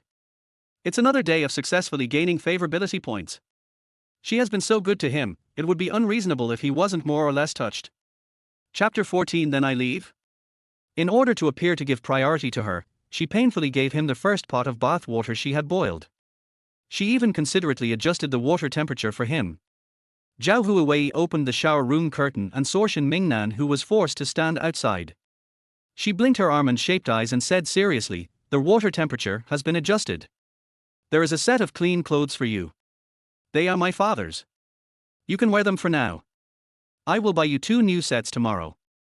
Shen Mingnan gritted his teeth and said, "I understand." Seeing his stiff appearance, Zhao Huiwei thought that he was unable to take a shower because of his wound, so she added considerately, "Call me if you need anything. I'm in the kitchen. Then take your time washing. I'm leaving first." Shen Mingnan. He took a deep breath and stepped into the bathroom. The structure of the bathroom is very simple, with just a bathtub and a 3-layer shelf next to it, with soap nuts on the top layer. The second layer is a set of clean clothes. The bathroom was filled with hot steam, and Shen Mingnan looked at the bathtub that was obviously Zhao Huiwei's private bathtub. My face felt hot from time to time. Does she even know what it means to avoid suspicion? Shen Mingnan really wanted to turn around and leave, but because of his injury, he hadn't taken a shower for several days and felt extremely uncomfortable. After struggling for a while, he finally succumbed to reality. Whatever happens, I can just talk to her next time. Shen Mingnan took off his clothes, revealing the bandages crisscrossed around his body. Some of the snow-white bandages had turned dark black due to being stained by blood. Every time he peeled off a layer, he saw a hideous wound, large and small, crisscrossing each other. There are new and old scars, and each scar has a story of its own, which Shen Mingnan will always remember. The new wound was slowly healing. He stepped into the bathtub and let the warm water soak his wound. The pain gave him pleasure. He sank slowly until he could no longer breathe through his mouth and nose. Only his long black hair was left tangled and fluttering in the water, and he was enjoying the feeling of suffocation of death. By the time Shen Mingnan finished washing, half an hour had passed. Zhao Huiwei almost fell asleep while waiting. It turns out that there were also exquisite pig boys in ancient times. Seeing Shen Mingnan striding towards her, Zhao Huiwei raised her hand to say hello. He glanced at the icy face with his sharp eyes, then decisively retracted his claws and huddled beside the stove like a quail, pretending to be an invisible person. She breathed a sigh of relief when she saw Shen Mingnan walking by with a cold look on his face. "Damn it! I was just taking a shower, why are you angry again? Could it be that the wound cracked due to washing?" Zhao Huiwei silently said she was guilty. Clean the bathroom before taking a comfortable bath. After washing, Zhao Huiwei was still thinking that Shen Mingnan might be hurt by the wound, so she took out the golden wound medicine she bought specially. It was time to increase his favorability score again. She happily rushed into the inner room with the medicine in her hand. "Brother Shen, I'll give it to you, Zhao Huiwei's joyful expression froze on her face. She saw Shen Mingnan sitting on the bed with his shirt off and bare-chested in the room. On his left was a pile of gauze and a medicine bottle. Because of this, Shen Mingnan stopped wrapping the wound with gauze. Zhao Huiwei watched him from beginning to end, and sighed in her heart, "Don't be fooled by her skinny and weak appearance, I didn't expect that there is so much underneath the clothes." Finally, his eyes were fixed below his waist. Shen Mingnan's hand holding the gauze suddenly tightened, and the veins on the back of his hand bulged, which made Zhao Huiwei feel a little scared. Did she even think that she might die if he punched her like that? But the problem now is that the pure and innocent villain's body has been seen naked by her. He wouldn't chop her off as a tribute to his chastity, would he? Thinking of this, Zhao Huiwei cautiously took a step back, raised the medicine bottle in her hand, and said weakly without any confidence, "I said I'm here to deliver medicine, do you believe me?" Shen Mingnan was furious, staring at Zhao Huiwei fiercely, gritting his teeth and saying, "Zhao Huiwei, do you know what the difference between men and women is?" Zhao Huiwei swallowed her saliva. What a guy, he didn't even call me benefactor anymore. He was really angry. I? Do you have any shame? Zhao Huiwei. This behavior of a decent woman who looked like she was being teased made Zhao Huiwei, a woman herself, feel ashamed of herself. But she really didn't dare to challenge him head on. Zhao Huiwei, who was afraid of being implicated by the villain's rage, opened and closed her mouth and finally uttered 3 words. Then I'll leave. Chapter 15. How about I help you choose? The scene was silent for about 3 seconds, broken by Shen Mingnan's laughter. With just this sound, Zhao Huiwei felt her hair stand on end, as if hundreds of ghosts were passing by, eerie and terrifying. She even felt his murderous intent. Zhao Huiwei. She was careless, she shouldn't have come. Just when Zhao Huiwei was considering whether to run or not, he said, "Come here. Dame, dame. Give me medicine." Zhao Huiwei hesitated. Just when she was still considering whether to go or not, Shen Mingnan spoke again, "Why don't you come over?" There was a strong threat in the tone. Zhao Huiwei sniffed, blinked her watery almond eyes, and whispered an opinion, "You can come over, but you can't hit me. Don't make me say it a second time." Zhao Huiwei was almost crying. She walked carefully in front of Shen Mingnan, her dark peach eyes filled with anger. Zhao Huiwei took the medicine bottle, and when she got closer she found that his body was covered with many scars. Her heart trembled, and she remembered that he was not only the prince of a wealthy family, but also a general who fought bravely to defend his country. Zhao Huiwei was so scared that she didn't dare to communicate much with Shen Mingnan. She carefully applied the medicine powder and then started to bandage his wound with gauze. The one at the back could be entangled, but the one at the front. Zhao Huiwei gritted her teeth and half-hugged him. After all this entanglement, sweat was pouring down the tip of her nose. She was so tired. The girl's body temperature continued to flow from behind him, and a faint, fresh fragrance lingered around his nose, but Shen Mingnan found that the smell was surprisingly not unpleasant. After finally wrapping it up, she just wanted to leave this evil spirit's room as soon as possible. "The wounds have been bandaged." Shen Mingnan hummed, "Yeah." Zhao Huiwei breathed a sigh of relief, but when she turned around to leave, Shen Mingnan suddenly hugged her around the waist. She was so dizzy from the fall that before she could say anything, an arrow pierced straight into the bedpost with a swoosh. And that position was exactly where Zhao Huiwei was standing. Bang! The door was kicked open and 4 or 5 men in black rushed in, each holding a knife in their hands. They saw Shen Mingnan's position and rushed straight towards him. There was another bang sound. Zhao Huiwei looked in surprise and saw that the small window had opened a big hole and 4 or 5 people rushed in from outside. "Zhao Huiwei, it never ends, right?" Zhao Huiwei huddled in Shen Mingnan's arms. No matter how he pulled her, she held onto his clothes tightly and refused to let go. "What a joke, let go. I won't let go even if you kill me." Shen Mingnan was so angry that he laughed. Seeing how shameless this person was, he was helpless against her for a moment. His gaze could only turn to the battle situation, his eyes were cold and full of disdain. Shen Mingnan's attitude completely angered the 5 brothers in black. "Shen thief, die. You think you can hurt my master? Give me your life." The sound of swords clashing spread quickly throughout the room. Zhao Huiwei knew how fierce the fight was without even watching. Fortunately, she lives in a remote place, otherwise the noise would have scared the villagers in Luohua village half to death. Puff, puff. The sound of swords entering the body continued, but after a quarter of an hour the room became quiet again. "Master, we left one alive." When Yang Yuan's voice sounded, Zhao Huiwei knew it was over. Without Shen Mingnan saying anything, she moved aside consciously, but glanced at the scene secretly. Yang Yuan was also injured, with blood stains on his sleeves. 4 of the 5 men in black were dead, and the remaining one had his jaw dislocated, staring at Shen Mingnan with hatred. Zhao Huiwei felt very uncomfortable. This was a huge shock for her who grew up under the national flag. She suppressed her nausea and huddled beside the bed, not daring to make a sound. Shen Mingnan put on his clothes slowly and then cast a condescending look at the man in black kneeling on the ground. "Who sent you?" The man in black laughed when he heard that, and blood foam slid down the corners of his mouth onto the ground, staining the area bright red. Shen Mingnan chuckled, his dark eyes dark. "I know even if you don't tell me, it's Crown Prince Cheng Yu." The man in black's eyes widened instantly and a ho-ho sound came out of his mouth.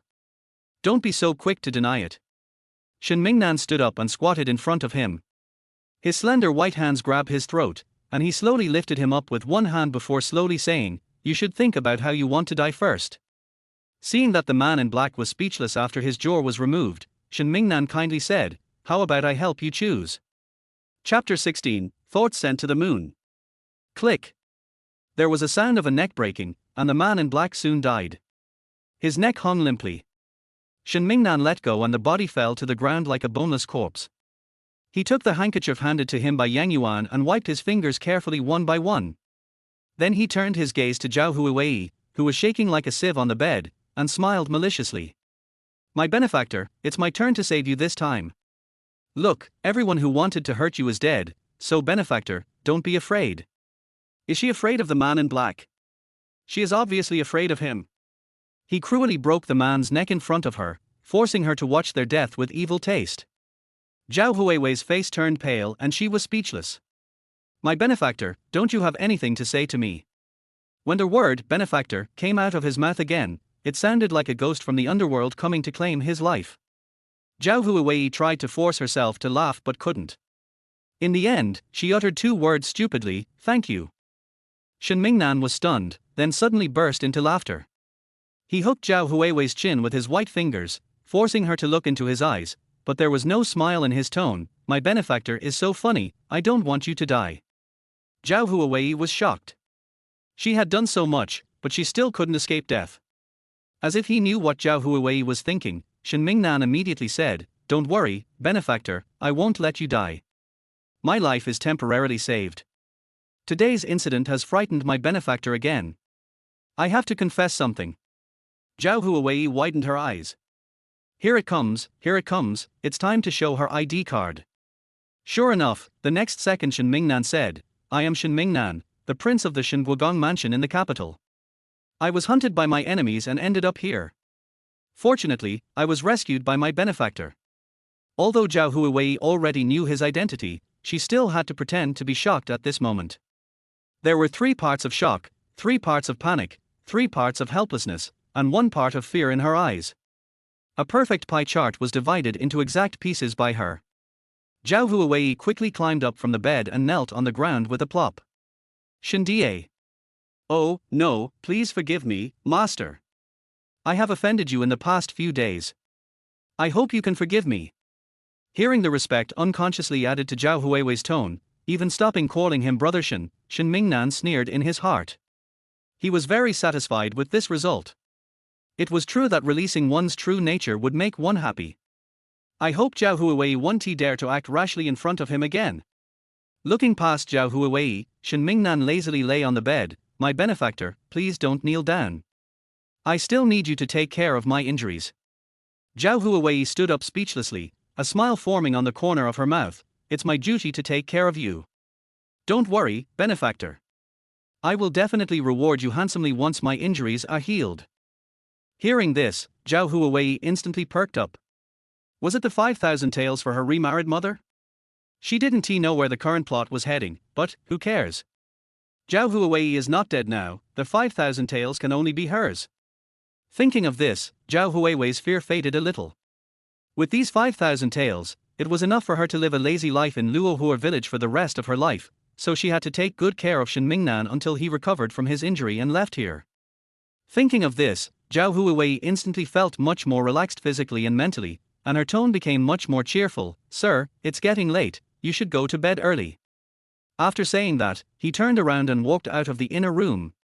As soon as he stepped over the threshold, he heard Shen Mingnan's faint voice, "Yang Yuan, go and throw these bodies to the back mountain to feed the wolves." After experiencing such a thrilling night, Zhao Huiwei felt limp when she returned to the east wing. Lying on the bed with lifeless eyes, I missed my home more and more. She missed the delicious meals her mother cooked. Every time she called her to eat, she would stare at her and deliberately scold her. "You are always slow in doing other things, but you are the most active when it comes to eating." Zhao Huiwei always smiles and says, "My mom's cooking is the best. I love her so much." HMPH, smooth talk. And my dad would be sour at this time. "Why do you love your mom? What about me? Love, love, love. Is that enough?" The happy scene of the family of 3 seemed to be just yesterday. A breeze blew in gently, and Zhao Huiwei felt a coolness on her face. The edge of the pillow was already wet, and she lifted the quilt to cover her face so that she didn't cry. She just sent her thoughts to the moon, and the moon helped to send them to faraway places. Chapter 17. She Likes Me. In the morning, Zhao Huiwei got up at dawn. She walked into the yard and felt the scent of grass in the wind. Zhao Huiwei's home is very clean. Unlike other farmers, she does not raise livestock. Instead, her yard is filled with various wild flowers transplanted from the mountains, and there is a lush peach tree. The fence wall is covered with green vines and pink and white wild roses in full bloom, which is a beautiful sight. Zhao Huiwei admired it for a moment and then went to fetch water from a well on the left and went back to the kitchen to boil water for washing. She made very little noise for fear of disturbing the evil spirit in the inner room. After washing up, she left a cup of hot water for Shen Mingnan before starting to make breakfast. The dough was risen when she just got up, and she kneaded it into various cute little animals in her hands. I hope the villain can look at more beautiful and lovely things to purify his violent heart. After steaming the buns, I cooked some sweet potato porridge and added a plate of slightly spicy pickled radish. Zhao Huiwei wanted to eat first, but she didn't dare to do so now. She slowly walked to the door of the inner room, raised her hand and knocked lightly, and said crisply, "Master, are you awake?" After a long while, a low and hoarse voice came from inside, "Hum. Breakfast is ready, please come and have some." After he finished speaking, there was silence inside and Zhao Huiwei left. As she walked, she shed tears for herself, and she felt more and more like a maid taking care of Shen Mingnan's daily life. Not long after, the door to the inner room opened. Shen Mingnan was wearing the blue shirt that Zhao Huiwei had prepared for him last night, and his long black hair was simply tied up with a jade hairpin. There was a hazy drowsiness between her beautiful eyebrows, as if she was a mountain fairy who had just woken up. His pair of sparkling peach blossom eyes seemed to pass over Zhao Huiwei, with a hint of subtle mockery. "Did you sleep well last night, benefactor? Damn, you are really bringing up something that is not relevant. How come she has such a beautiful face but no mouth that can speak human language?" She twitched the corners of her mouth and laughed, "Thanks to you, it's okay." Shen Mingnan chuckled, "That's good." I served him a bowl of porridge and some hot steamed buns. Shen Mingnan saw the strange shape of the steamed bun and asked with interest, "What is this?" Zhao Huiwei raised her head and took a quick look. "What you have is just a rabbit. Look, there are puppies, kittens and tigers here. How about that? Aren't they cute?" Zhao Huiwei was quite pleased with herself as this was the result of her whole morning's work. She took a kitten-shaped bun and took a bite. It was so sweet and delicious that she couldn't help but squint her eyes. "TSK, it's just a child's trick." He looked at the white and tender rabbit bun and bit off half of its head with just one bite. After breakfast, Shen Mingnan went into the house without hesitation. Zhao Huiwei even wondered if there was any treasure in the house. After washing the dishes, she began to boil medicine for him, but in her heart she was thinking about whether she should go to town later to buy a few chickens to nourish him. Not knowing when the knife wound would heal, she poured the boiled medicine into a bowl for him dejectedly, and waited until the medicine cooled down a little before she brought it to him. Knock, knock. She knocked twice and only entered with the bowl after hearing the sound from inside. Shen Mingnan leaned lazily against the head of the bed, reading a letter in his hand. It was not until he smelled a faint scent of medicine that he raised his head in confusion. Zhao Huiwei blinked her clear eyes and said, "Master, it's time to take the medicine." Shen Mingnan, it was quite sudden. Same taste, same dark color, Shen Mingnan could vomit out the breakfast he had just eaten with just one look. Did this little village girl do this on purpose? She knew he didn't like the medicine but still brought it to him. So he said with a dark face, "Put it down. When it cools down, I will." "Sir, I waited until the medicine was cold before bringing it here. If you don't believe me, just look, it's not hot at all. She is so considerate and takes care of me from all angles. Be touched, villain." "Shen Mingnan, thank you so much." Shen Mingnan decided to show some deterrence. His dark eyes darkened slightly, and he said in a dignified manner without being angry, "Take it away. I won't drink it." Zhao Huiwei was really scared by him. Just thinking about this man dragging his illness on and refusing to get better, what would she do if he stayed in her house for a year or two? Thinking of this, Zhao Huiwei's face turned pale with fright. Shen Mingnan snorted in his heart, and his mood gradually improved as he watched Zhao Huiwei's face gradually turn pale. I thought that after being scared by him like this, Zhao Huiwei would leave with the medicine, but who would have thought that she would go one step further? Sir, please don't be willful. Only by drinking the medicine can your body get better quickly. Zhao Huiwei's words were so sincere and heartfelt, as if she was really thinking about him. Her pair of almond-shaped eyes looked at him earnestly, and Shen Mingnan could see from them that she sincerely hoped that he would get better soon, without any hypocrisy. For a moment, he felt an indescribable sense of weirdness in his heart. Why could she still be so sincere to him even though his attitude towards her was so bad? She was different from the noble ladies in the capital. She was as thin as a kitten, but her eyes were round and bright, full of vitality, as clear as a spring. Shen Mingnan had a vague guess in his mind. Could it be that she likes me? Chapter 18. Sir, are you afraid of suffering? Shen Mingnan looked at her critically, and a hint of disgust flashed across his face. Zhao Huiwei, who was waiting for Shen Mingnan to drink the medicine and get the bowl, said. No, she was just standing in front of him and was still disliked. Resisting the urge to roll her eyes, Zhao Huiwei patiently urged him to drink the medicine. Sir, are you afraid of the bitterness? I prepared your favorite preserves for you. Upon hearing this, Shen Mingnan instantly became like a cat with its fur standing on end. He frowned and said in a cold voice, who is afraid of suffering? Having said that, he drank the medicine in one breath and stuffed the bowl into Zhao Huiwei's arms. With an unhappy look on his face, he continued, who likes to eat candied fruit? Zhao Huiwei touched her nose speechlessly. Why was he so fierce? In order to prevent him from getting angry and attacking people, Zhao Huiwei showed a flattering smile and coaxed him. It's not that you like to eat it, it's that I like to eat it. Shen Mingnan raised his eyes to look at her, and saw that she was smiling brightly with her eyebrows and eyes curved.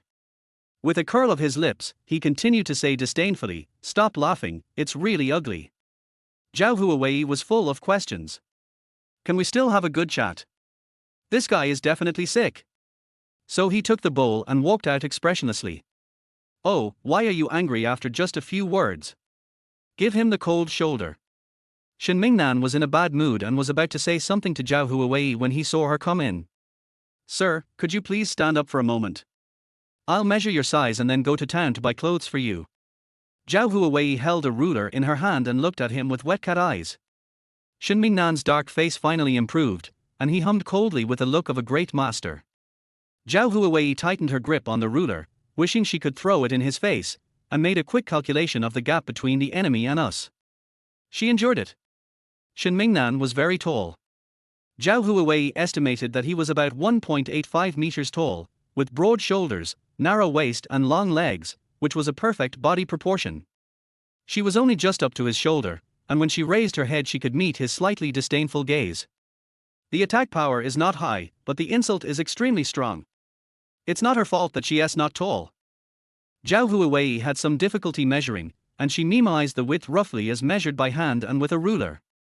After all the operations, sweat broke out on Zhao Huiwei's forehead.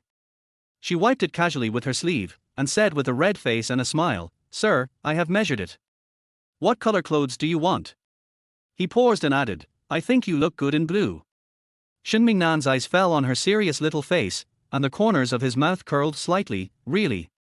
Zhao Huiwei nodded. He sneered, but I want black. As long as you are happy. When we went to the east of the village, there were already several aunts from the village in old Liu's car. Hey, Huihui is going to town. The person who spoke was Chen Duan, the daughter-in-law of Chen Fugui. Zhao Huiwei greeted her politely, well, hello, Aunt Duan. Then he looked at the people sitting next to her and said, hello, aunties.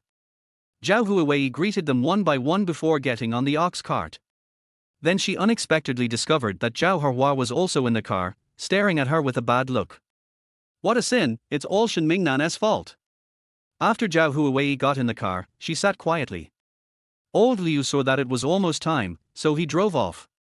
The shaking along their way was so painful that Zhao Huiwei was really tortured by the ox cart. Zhao Huiwei. A muffled voice, made of gritted teeth, came from behind him.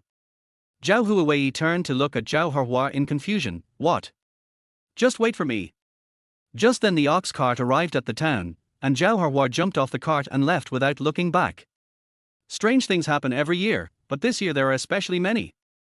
There are 2 clothing shops in Xinglin town. The one Zhao Huiwei first entered is called Shura Pavilion. The colorful fabrics in the shop are dazzling. The proprietress was a slightly plump woman who looked to be in her 30s and looked very kind. When she saw Zhao Huiwei coming in, she smiled and said, "Young lady, are you buying some clothes?" "I'm not exaggerating, but my family has the most complete range of fabrics in the entire Xinglin town. It's quite neat, but she just doesn't know how to do it." She herself didn't know how to do it, and she didn't even touch a needle when searching her original body's memory. "I buy men's ready-to-wear." The plump woman smiled and led Zhao Huiwei to the inner left side of the store, where most men's clothes were hung. Zhao Huiwei took a look and saw that they were all made of linen or cotton.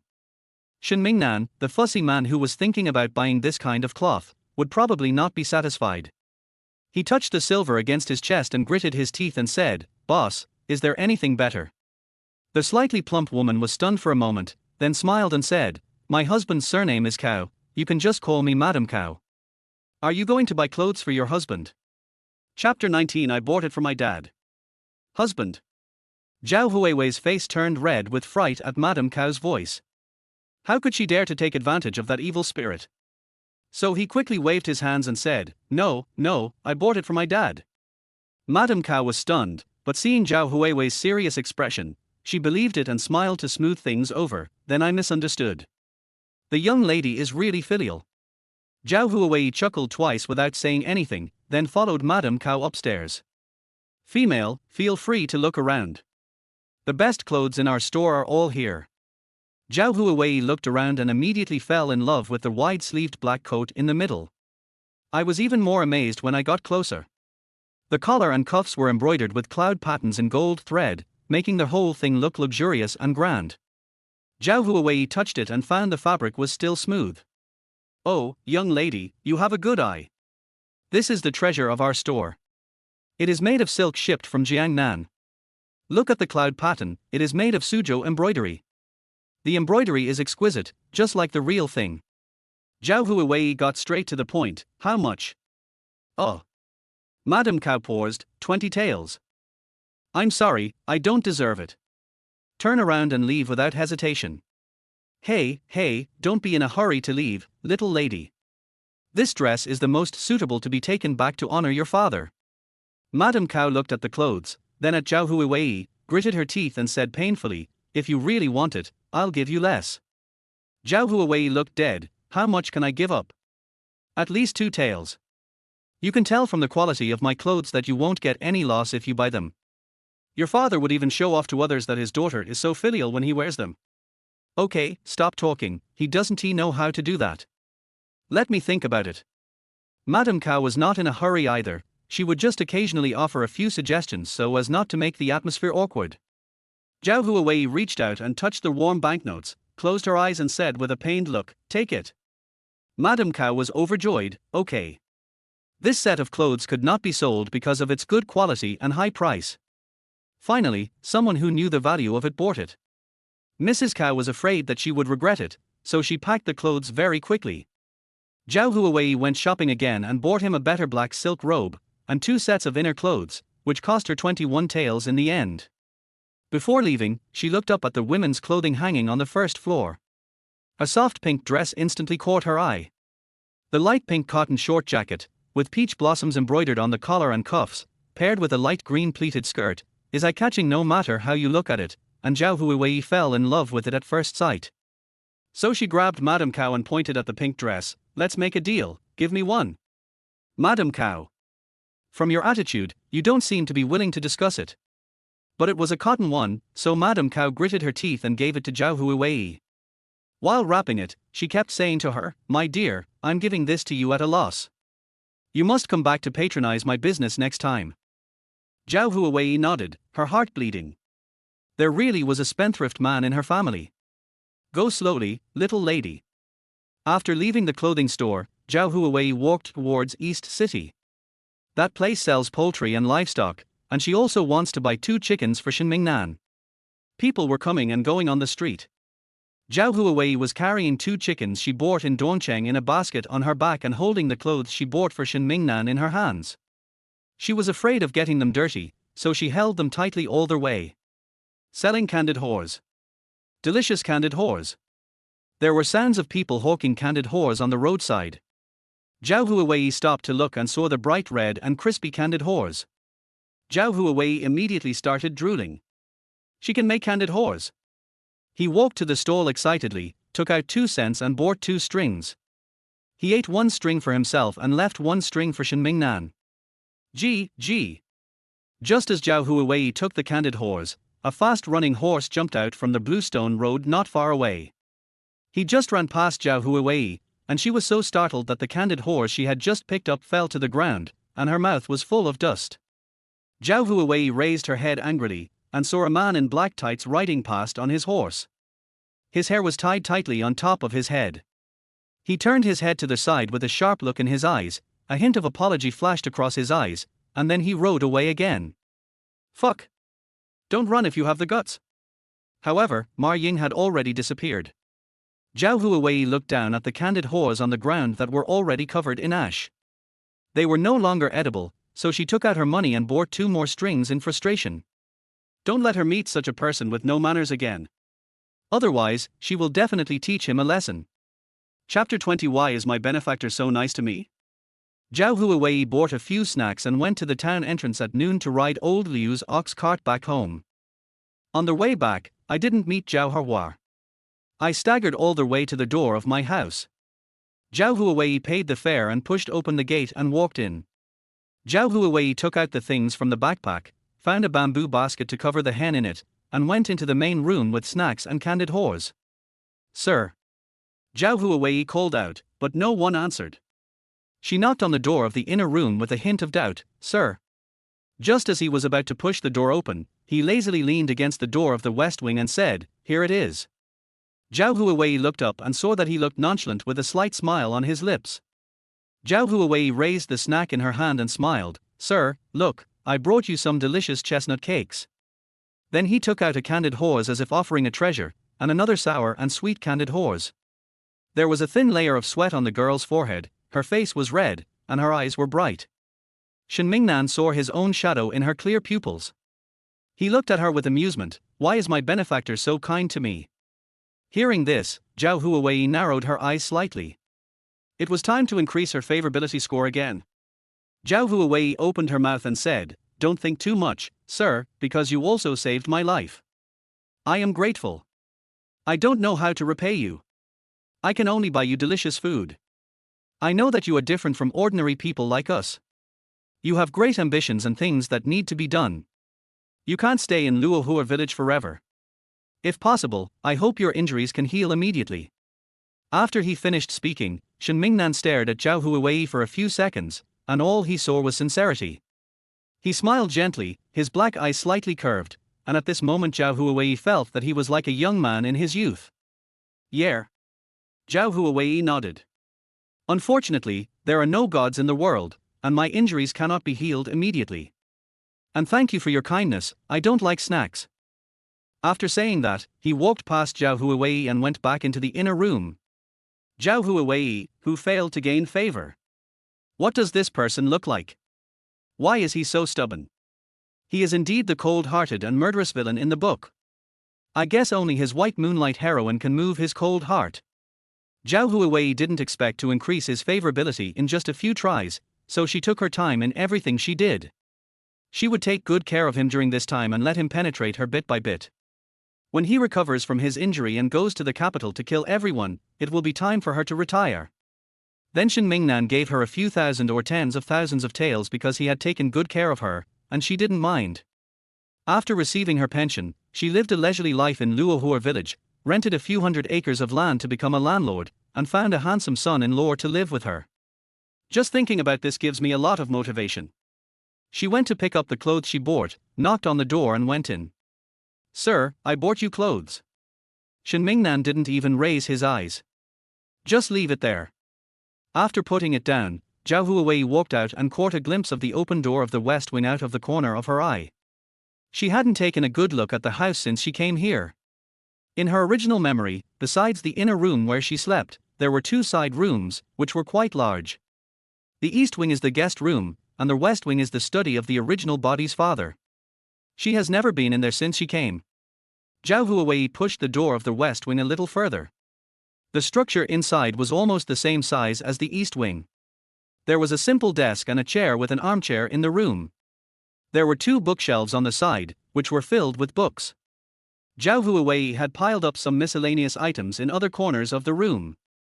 Zhao Huiwei stepped forward, picked up a book, and found that there was no dust on the book, which showed that the original owner cleaned it regularly. She opened the Analects of Confucius and found some annotations in elegant handwriting, which were left by her original father. Books are very valuable in this era, and even if the original owner was poor and miserable, he never thought of selling them. She suddenly felt a subtle feeling in her heart, and her heart was filled with longing that was about to overflow. Zhao Huiwei put her hand on her chest. So is this the original body's emotion? A vague image of the happy childhood of Zhao Huiwei and her father Zhao Rongyi emerged in my mind. The father and daughter snuggled together under the peach tree, reading and laughing, as if Zhao Huiwei had experienced it herself. When I came to my senses again, I was crying unconsciously. Chapter 21. After all, it was my benefactor who gave me this gift. In a room. After Zhao Huiwei left, Shen Mingnan stood up and walked to the clothes. He picked up the top piece, which was silky smooth to the touch. Although it was not as good as what he wore in Beijing, it was still acceptable. He still didn't understand what Zhao Huiwei wanted. He didn't believe that anyone would treat another person sincerely. Anyone who did so would have other intentions. Was he guessing what Zhao Huiwei wanted, or was he greedily wanting to take her to the capital to enjoy power and wealth after he recovered from his injuries? Or do you want to gain a reputation by your side? Knock, knock. There was a knock on the window. Shen Mingnan looked up and saw that the broken and shaky window was lifted up, and a head popped out from it. Yang Yuan showed his big white teeth. Master. He looks so disgusting no matter how you look at him, like a pervert climbing up his window every day. Shen Mingnan pinched his brows with a headache. Come in. When Yang Yuan came in, he was careful about the strength he used, fearing that the window would be completely gone. Miss Zhao went to town today and did nothing else except buy clothes. As he said this, he looked at the clothes in Shen Mingnan's hand and said in surprise, "It's the one in your hand." She picked it very carefully. Shen Mingnan lowered his eyes, as if he was pleased, and his tone contained a hint of smile. Really? But Yang Yuan was a little confused.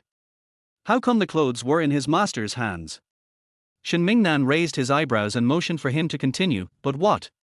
Yang Yuan licked his dry lips and said, "But Miss Zhao said that the clothes were bought for her father, so how could they be in your?" As he spoke, Yang Yuan's voice gradually weakened, and he was forced to swallow the last 2 words he wanted to say, "in my hand," and he dared not say them. Shen Mingnan, who was forced to become a father. The house was so quiet that you could hear a pin drop, and things were gradually getting weird. Yang Yuan raised his head cautiously and glanced at his master's expression. Shen Mingnan had a blank expression on his face, his eyes fixed on his clothes, and no one knew what he was thinking. Heh! A sneer sounded as Yang Yuan expected. She is so beautiful. After a long pause, Shen Mingnan gritted his teeth and uttered, "I can't give birth to a daughter as ugly as her." Yang Yuan. Zhao Huiwei had no idea what happened in the inner room. She is now diligently cleaning the study of her late father.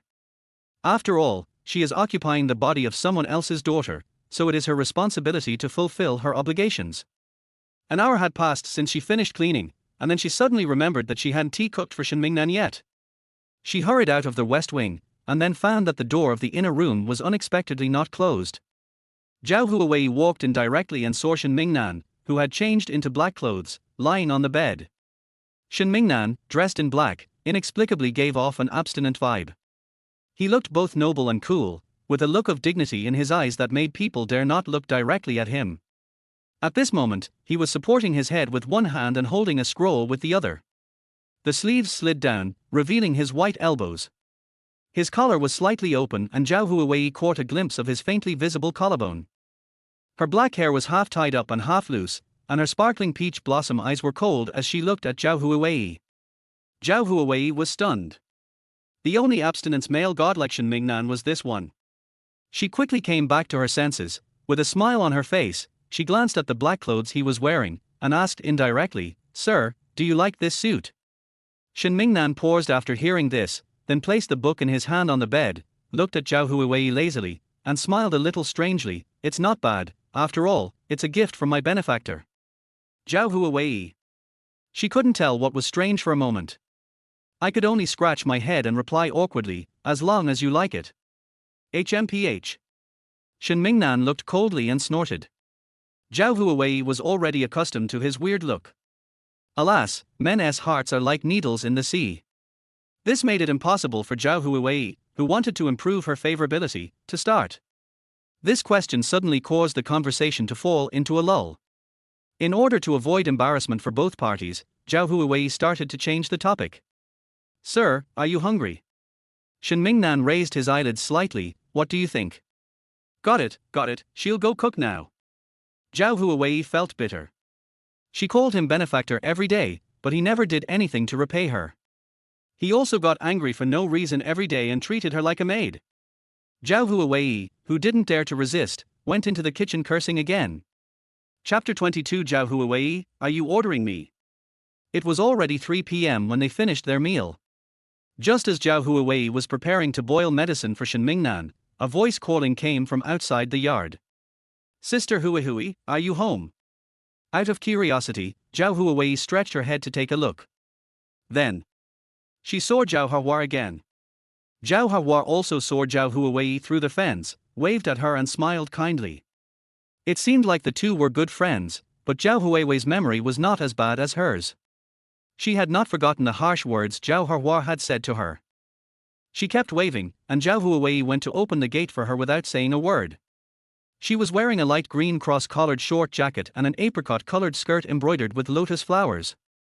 Her hair was combed into a bun with a parting, dotted with pearl flowers, and her face was lightly made up, giving her the look of a beautiful girl next door. The drunkard's real interest is not in drinking. She crossed her arms and asked, "What are you doing here, Sister Lotus?" Zhao Huiwei's face flushed slightly. Sister Huihui, I'm here to bring you some wild vegetables. This made Zhao Huiwei think of the eggs she gave her last time, so she slammed the door shut and Zhao Huiwei's face turned dark. Just when she was about to knock on the door again, the door opened the next second. Zhao Huiwei was holding a bag of chestnut cakes in her hand, which she stuffed into Zhao Huiwei's basket. Sister Lotus gave me some eggs last time. This is my thank you gift to you. Zhao Huiwei? That egg was clearly given by her to Brother Shen to eat. Judging from Zhao Huiwei's tone, all the eggs had gone into her stomach. Brother Shen was already injured, and Zhao Huiwei snatched away his eggs, which were meant to nourish his body. Everyone said that Zhao Huiwei was kind-hearted, but she felt that was not the case at all and that this woman was just pretending. Zhao Huiwei saw that she was silent, wondering what she was thinking about. She had no idea that Zhao Huiwei had already imagined Shen Mingnan's miserable end, being abused and having no one to turn to for help. How miserable! When Zhao Huiwei thought of this, her eyes turned red and she looked weak. Sister Huihui, please don't mind what I said last time. I didn't mean it. I'm here to apologize to you. Please accept this wild vegetable. When Zhao Huiwei was moved, she involuntarily held Zhao Huiwei's hands, handed the wild vegetables to her, turned around and ran away. Zhao Huiwei was stunned. The wild vegetables in her hands were a little hot. After chasing for a few steps, I found that the person had disappeared. My goodness, we got free eggs and free wild vegetables, but we didn't even give away the chestnut cake as a thank you gift. This. She decided to find an opportunity to return it tomorrow. It didn't seem right to keep accepting other people's things. Putting the wild vegetables in the corner of the kitchen, she opened a bag of chestnut cake and ate it while decocting medicine for Shen Mingnan. She also took out the candied horse she bought in the morning. After leaving them out for the whole morning, the sugar had melted a little, but this did not prevent Zhao Huiwei from enjoying the sweet and sour candied horse. After finishing one skewer, she couldn't eat another one because it would make her teeth sour. But it would be such a waste not to eat it, so Zhao Huiwei was a little conflicted. Looking at the medicine that was almost ready, she took out a bowl, put the candied horse on a stick in the bowl with chopsticks, and sprinkled a layer of white sugar on it. It looked white and rosy, which made people happy. She would be happier if she didn't have to face an unfriendly face. Sir, take the medicine. The medicine has cooled down, so you don't have to worry about burning it. If you don't want to taste the bitterness, I've prepared some sweet hawthorn candied horse for you. Zhao Huiwei finished speaking in one breath, holding the medicine and waiting for Shen Mingnan to drink it quickly. Shen Mingnan, who couldn't get a word in, said, After a long while, he finally said, "Didn't you drink today?" Zhao Huiwei frowned and thought for a moment. "I drank that in the morning, it has nothing to do with the afternoon." Shen Mingnan choked and said coldly, "Anyway, I've already drunk it, take it away, I don't want to drink it." But Zhao Huiwei didn't buy his trick at all. With a stern face, she handed the medicine forward again. "Sir, please don't change the subject. Please be good and drink the medicine." Shen Mingnan stared at her for 3 seconds, and he found that this little village girl was becoming bolder day by day. He sneered, his tone containing a hint of danger. "Zhao Huiwei, are you ordering me?" The courage that Zhao Huiwei had just mustered up was gone in an instant, her brows wrinkled like a caterpillar. Serving such an evil spirit could really shorten her life by 3 years, oh no, 5 years. Her cheeks were slightly puffed up. The good meals she had eaten in the past few days had made her sallow complexion fade a little and become rosy. Her originally small, pointed face looked a bit fleshy with this puffed up look. Shen Mingnan's already impatient mood suddenly calmed down a lot. Chapter 23. Is this okay? She lowered her head, slowly took back the medicine, and said in a low voice, "I didn't mean to order you, sir. I just hope that you can get better soon after taking the medicine." As she spoke, her voice became choked with sobs. When she raised her head again, her eyes were red and tears were about to fall. She looked so pitiful. "If you don't want to drink, don't drink. I'm forcing you." Shen Mingnan, who made a little girl cry for the first time. He said that he felt very complicated and overwhelmed at the moment, especially when the little girl in front of him was looking at him with red eyes, as if he had bullied her. In an instant, Shen Mingnan's mood became bad again. Although there were many women in Beijing who were made to cry by him, Zhao Huiwei was different. Being mad at him for crying because I cared too much about him. This is unacceptable. Shen Mingnan couldn't help but speak in a heavier voice. "Why are you crying? It's just a dose of medicine, right?" Then he looked at the bowl of dark medicine, took it, raised his head and drank it all. After drinking the medicine, his tone became more fierce. "Is this okay?" Zhao Huiwei wiped her tears and smiled again. "Master, you are the best." Shen Mingnan's face was stiff. "Why don't you get out?" Zhao Huiwei turned and left. Etc. Hawthorn leaves. Zhao Huiwei turned around and suddenly realized something. She looked at the candid horse in her hand and quickly placed it in front of him, grinning and saying, "Young master, enjoy your meal." After they walked out, Zhao Huiwei chuckled softly. It turned out that although Shen Mingnan, who had not yet completely turned evil, had a bad temper, he was a proud and arrogant person who would only respond to soft words and not to tough ones. She actually thought that he was somewhat cute. It's definitely a primary school chicken with no way to escape. Inside the house, Shen Mingnan was so angry that he wanted to kill someone. He shouted with a dark face, "Yang Yuan." The window was raised again. "Master, what do you want? Did you find Yu Zhu?" When mentioning Yu Zhu, Yang Yuan couldn't hide his disgust on his face. "The traitor has been caught a long time ago, and is now being entertained by the brothers, just waiting for your order." Shen Mingnan was eating a hawthorn, and the next moment he felt so sour that he began to doubt his life. Is this really edible? He couldn't help but think of the group of children in Beijing who loved to eat candid haws. Sure enough, this thing was only eaten by children, and Zhao Huiwei was just a child. Shen Mingnan was very angry because he drank the bitter medicine but didn't have any sweet candy to eat. "Bring him here tonight and I will interrogate him myself." Yes. He must make sure Zhao Huiwei watches the entire process tonight without missing a single detail. Let her know what the ultimate consequences will be if she offends him. And let her remember that she should never act rashly in front of him. Don't think that he will soften his heart if you cry a few times, that's just wishful thinking. Shen Mingnan, who was extremely angry, ate a few more hawthorns and finished them while swearing at the sour taste in his mouth. Zhao Huiwei, who knew nothing about the outside world, was still diligently helping Shen Mingnan boil water for a bath. If development continues at this pace, retirement will be just around the corner. It soon got dark. Zhao Huiwei looked at the fire and thought about going to the mountain to carry firewood tomorrow. She didn't want her family to be the only one in the village unable to cook because of lack of firewood. Water gurgled out, and Zhao Huiwei went to fetch a bucket again, pouring hot water into the bathtub bucket by bucket, and then went to the well on the left side of the yard to fetch cold water. After all this going on, Zhao Huiwei was completely exhausted.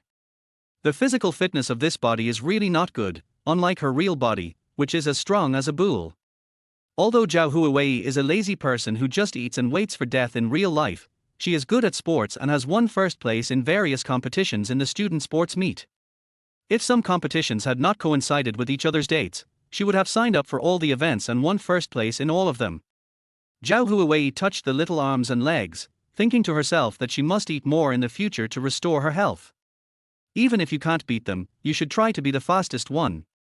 Zhao Huiwei felt the water temperature, looked up and called out, "Sir, the water is ready, you can take a bath now." Shen Mingnan walked out slowly and took a look. It was still the same bucket as last time, so he decided to teach this little country girl a lesson about the strict separation of men and women. Chapter 24. Sir, will you be frivolous with me? Why is there only this one bathtub? Shen Mingnan was the first to ask. The person involved, Zhao Huiwei, was stunned for a moment after hearing this. She raised her hand and touched her hair with embarrassment, because my family is poor. Zhao Huiwei thought that his fussy temper had relapsed, so she hurriedly said, "Don't worry, sir. I have washed this bucket 3 times. After saying that, Zhao Huiwei felt that 3 strokes seemed too few, and hurriedly said, "No, it's 5 strokes, polishing both inside and outside to a bright shine." Shen Mingnan. How should he explain that he didn't mean that? So he took a deep breath, his brows were serious. "I am a man, you are a woman, I am staying at your house temporarily because of my injury, which has already damaged your reputation, not to mention that now we are bathing in the same tub together. What do you want to say? If you want to remedy the fact that her reputation has been damaged, please move out tonight." In her heart, Zhao Huiwei was beating someone to the ground like crazy, but her face was full of sincerity. She stared at Shen Mingnan with her clear-cut eyes, "But sir, I don't mind. It's coming again, that feeling that he has impure thoughts is coming again." Shen Mingnan was speechless for a while, and after thinking about his words, he said, what if you are so defenseless and someone is frivolous with you?" Zhao Huiwei was even more confused. "Sir, are you going to be frivolous with me?" Shen Mingnan? Which word in his words referred to himself. This little country girl not only loves to have wild ideas, but she also can't understand the literal meaning. Shen Mingnan was so angry that he almost fell backwards. He looked down at Zhao Huiwei with a pair of cold black eyes. "You wish?" Leaving behind this cold sentence, he turned around and walked into the bathroom. Oh, Zhao Huiwei, who had not yet come to her senses, stared at the curtain without saying anything. After a long while, a voice came from inside, "Get me a new bathtub tomorrow." R. Zhao Huiwei stood outside, feeling awkward. In ancient times, it was quite expensive to make a bathtub. Shen Mingnan didn't hear Zhao Huiwei's reply. He closed his eyes and said with anger, "I'll pay for it." "Okay. Which hill should we bury her on tonight? Or should we bury her together with Yu Zhu?" Shen Mingnan was thinking seriously while taking a shower. Shen Mingnan returned to the inner room and coughed lightly, and the broken window was opened again. Shen Mingnan watched Yang Yuan crawling in with great effort. How could he have such a stupid subordinate? Instead of going through the front door, he had to climb through the window. "Master," Shen Mingnan said, in a cold voice, and then asked, "Is Yu Zhuti here?" Yang Yuan instantly perked up upon hearing this, and looked ready to do something big. "Yu Huai has already brought someone here, they should be here soon." "Well, very good." Shen Mingnan nodded, then waved for Yang Yuan to come closer, and lowered his voice and said, "After I call Zhao Huiwei over, you guys should act more fierce and come in." "Yang Yuan, ? Don't climb the window. It doesn't look very fierce. Just come in through the front door. It's bound to scare people. If the blows on Yu Zhu aren't bad enough, you can hit him twice more to make sure he looks even worse. Do you understand?" Yang Yuan nodded slowly. He understood roughly. There was just one thing he didn't understand. It was just an interrogation of a traitor, but this had to be rehearsed in advance. Seeing Yang Yuan in a daze, Shen Mingnan looked worried. "Now that you understand, why don't you go down and make arrangements?" "Yes." At his master's signal, Yang Yuan climbed out the window again and left. He stood outside the window, enjoying the evening breeze. It was really confusing. Shen Mingnan sat quietly for a moment, and guessed that Zhao Huiwei should have started taking a bath, so he slowly took off his clothes and prepared to change the medicine. I also thought that if she didn't go to take a shower and rushed in again, wouldn't that be a good thing for her? Thinking of this, Shen Mingnan paused and stood up to pull down the bolt. He made sure that no one could come in before he took off his clothes and changed his medicine. On the other side, Zhao Huiwei had no time to care about him. She washed the bucket 3 more times before starting to take a comfortable bath. She hasn't even started to dislike him yet, but has already disliked her. There is nothing dirty about us delicate pig girls.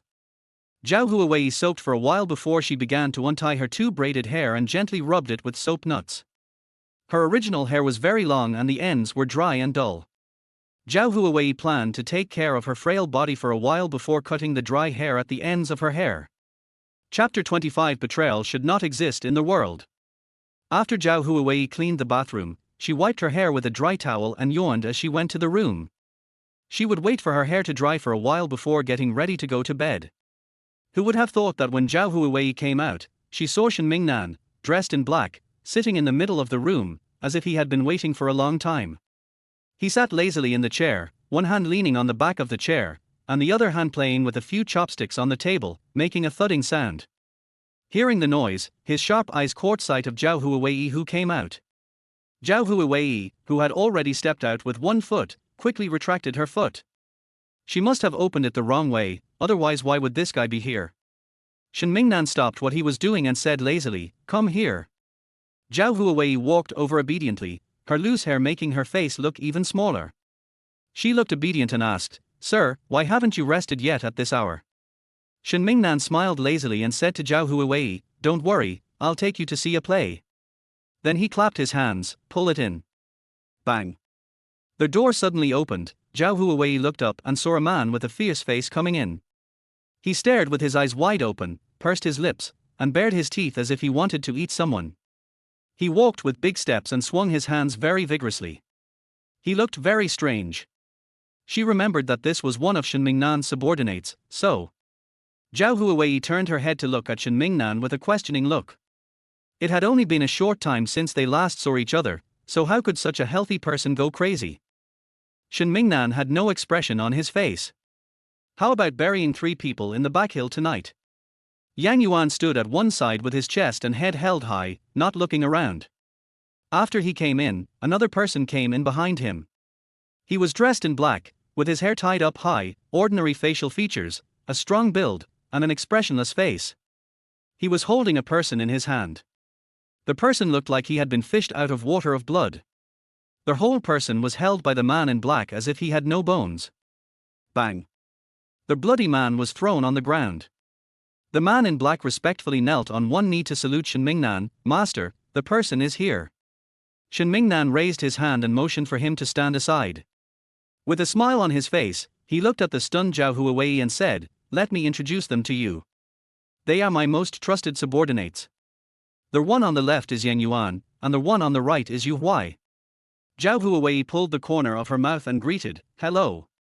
Then his eyes involuntarily fell on the bloody man who was not aware of his own life or death. What's going on this late at night? I don't know if it's because she's used to it, but Zhao Huiwei clearly doesn't feel as excited as she did in the previous experiences. Oh, that's not right. Used to it? Zhao Huiwei was panicking. Could it be that she was led astray? She is a person who comes from a peaceful era. Why is she forced to experience these bloody things every night? She is just a helpless and weak little girl. The bloody man on the ground made a hoarse sound from his throat, which was very harsh. He tried to struggle to stand up, but fell to the ground the next second, leaving a bloody mark on the ground. Zhao Huiwei's scalp was numb, and she couldn't help asking, "Master, what is he doing?" Shen Mingnan was waiting for her to say this. He chuckled, his emotions unrecognizable, and asked in a cold and hoarse voice, "Do you want to know?" Zhao Huiwei was stunned for a moment, then quickly shook her head, "No." Shen Mingnan. How can he accept this? The chopsticks in his hand made a thud sound on the table, and with a wave of his hand, one of the chopsticks quickly pierced into his shoulder blade. "Arr!" The bloody man on the ground, who didn't know whether he was dead or alive, screamed, raised his hand with difficulty to cover his shoulder blade, and struggled in pain on the ground. Zhao Huiwei's mind was full of "Da me, da me, da mayo.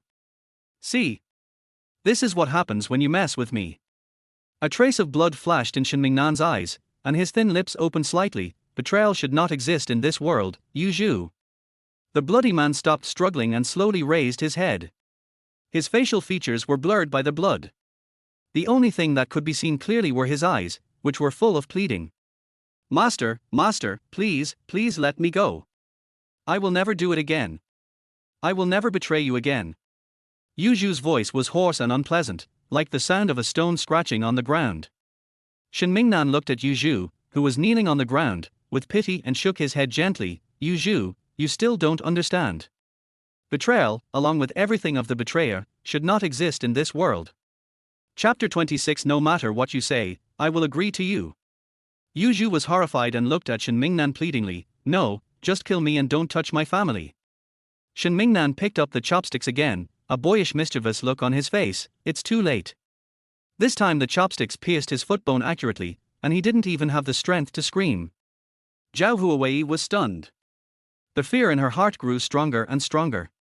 Even if he hadn't turned completely evil, he was still a lunatic. She actually thought he was cute at noon. What the hell was cute? If she has this illusion again in the future, please remind her that she will beat herself to death. Shen Mingnan glanced at the pale-faced Zhao Huiwei and suddenly felt bored. Throw it up the back hill. When Zhao Huiwei heard the word back mountain, she became even more panicked. In just a few days, the mountain behind her home would become a burial ground. What if someone from the village went up the mountain to cut grass or something and suddenly found a corpse? No, not just one, but a group. So at this time, who should take the blame? By then, everyone in the village will think that it was Zhao Huiwei who was a murderer and buried the bodies in the wilderness. How could she continue to live in Luohua village? Whenever she thought about having to bear the blame for being a villain in the future, she became anxious. Seeing Shen Mingnan was about to leave, Zhao Huiwei grabbed his sleeve anxiously. Master. Shen Mingnan paused, his eyes fell on the pale and thin hand, and then looked at the frightened Zhao Huiwei. What's the matter? She looked at Yu Zhu lying on the ground, and a trace of pity flashed in her eyes. Shen Mingnan's aura turned cold. He knew that Zhao Huiwei was kind-hearted. If this little village girl dared to plead for this man, he would kill her. Shen Mingnan reached out and slowly stroked her hand, until Zhao Huiwei came back to her senses when she touched his slightly cold fingers. She looked at Shen Mingnan, who happened to be looking at her as well. There was gentleness in his eyes, like a good-tempered person. My benefactor, no matter what you say, I will agree to it. Zhao Huiwei got goosebumps again when he suddenly called her benefactor. She didn't say anything for a long time, and even the sanitation duo who were preparing to clean the scene looked at her. The one lying on the ground was even more upset, especially when he heard Shen Mingnan write out such a blank check. He looked at Zhao Huiwei with eager eyes. As if she was the savior. Zhao Huiwei took another small step back. I have a small request. Explain. That's right, can you drag them out and throw them farther away? Zhao Huiwei's voice was weak, but it was loud enough for the people present to hear clearly. Everyone. After Yu Zhu was frightened, hatred appeared in his eyes. Zhao Huiwei gritted her teeth and continued, it would be best if we could dig a hole and bury it. By the way, remember to bury it far away and not near here, otherwise it will be discovered and cause trouble. Yu Zhu, who was lying on the ground, felt hopeless. How could a healthy person suddenly have a mouth? Shen Mingnan. How come this guy is more capable than a villain like me? After saying that, Zhao Huiwei added, is it okay? Shen Mingnan became cheerful again, and suddenly raised his hand and patted Zhao Huiwei on the head. Of course. Then he said to Yang Yuan and Yu Huai, just do as she says. Yang Yuan had mixed feelings. Yes. Yu Zhu laughed, suddenly pulled out the chopsticks from his shoulder blade and flew forward, quickly stabbing the chopsticks in his hand into Zhao Huiwei, who was closer to him. The incident happened so quickly that no one could react. Zhao Huiwei looked at the chopsticks getting closer and closer to her in horror, unable to react at all. A cold fragrance came to her, and she felt dizzy and was held in Shen Mingnan's arms. He quickly waved his hand to knock the chopsticks out of Yu Zhu's hand, and then slapped him on the chest. A shadow flew to the ground, and after spitting out a few mouthfuls of blood, there was no movement anymore. Master! Are you okay? Yu Huai's usually expressionless face changed drastically. Then, they knelt on one knee together with Yang Yuan and said in unison, we failed to protect our master. Please punish us, master. Shen Mingnan suddenly covered his chest, a trace of blood oozing from the corner of his mouth. He looked pale and coughed lightly. It's okay, take him and bury him. Chapter 27. You haven't paid us monthly wages for 3 months. Zhao Huiwei seemed to have just come to her senses and quickly helped him sit down on the chair. Then he took out his handkerchief from his arms and tried to wipe the blood from the corner of his mouth. Unexpectedly, he turned his head slightly away, with an undisguised look of disgust on his face. He coughed lightly and took out a white handkerchief from his arms. Use mine. Zhao Huiwei. It's already this time, why do you return it to me? What a fussy man. But no matter how picky Zhao Huiwei was, she endured it, because this time it was this evil spirit that saved her again. There was a hint of his unique cool fragrance on his handkerchief. Zhao Huiwei gently wiped the blood from the corner of his lips, her almond eyes full of guilt. After wiping it, he was about to pull Shen Mingnan's hand, but he actually dodged and refused to let anyone touch him. Okay, I'll handle the rest myself. Zhao Huiwei's eyes widened when she heard this and she refused. No. Persistently pulling his hand, he rolled up his sleeve to reveal the wound caused by the chopsticks. The wound was on the back of the hand, like a damaged crack on the finest porcelain jade. And this crack was caused by Zhao Huiwei. Shen Mingnan admitted that he was shocked for a second by Zhao Huiwei's strong actions. Then he looked at this daring woman and laughed angrily. Zhao Huiwei, you still dare to refute my orders? Aren't you afraid that I will bury you in the back mountain? I'm scared.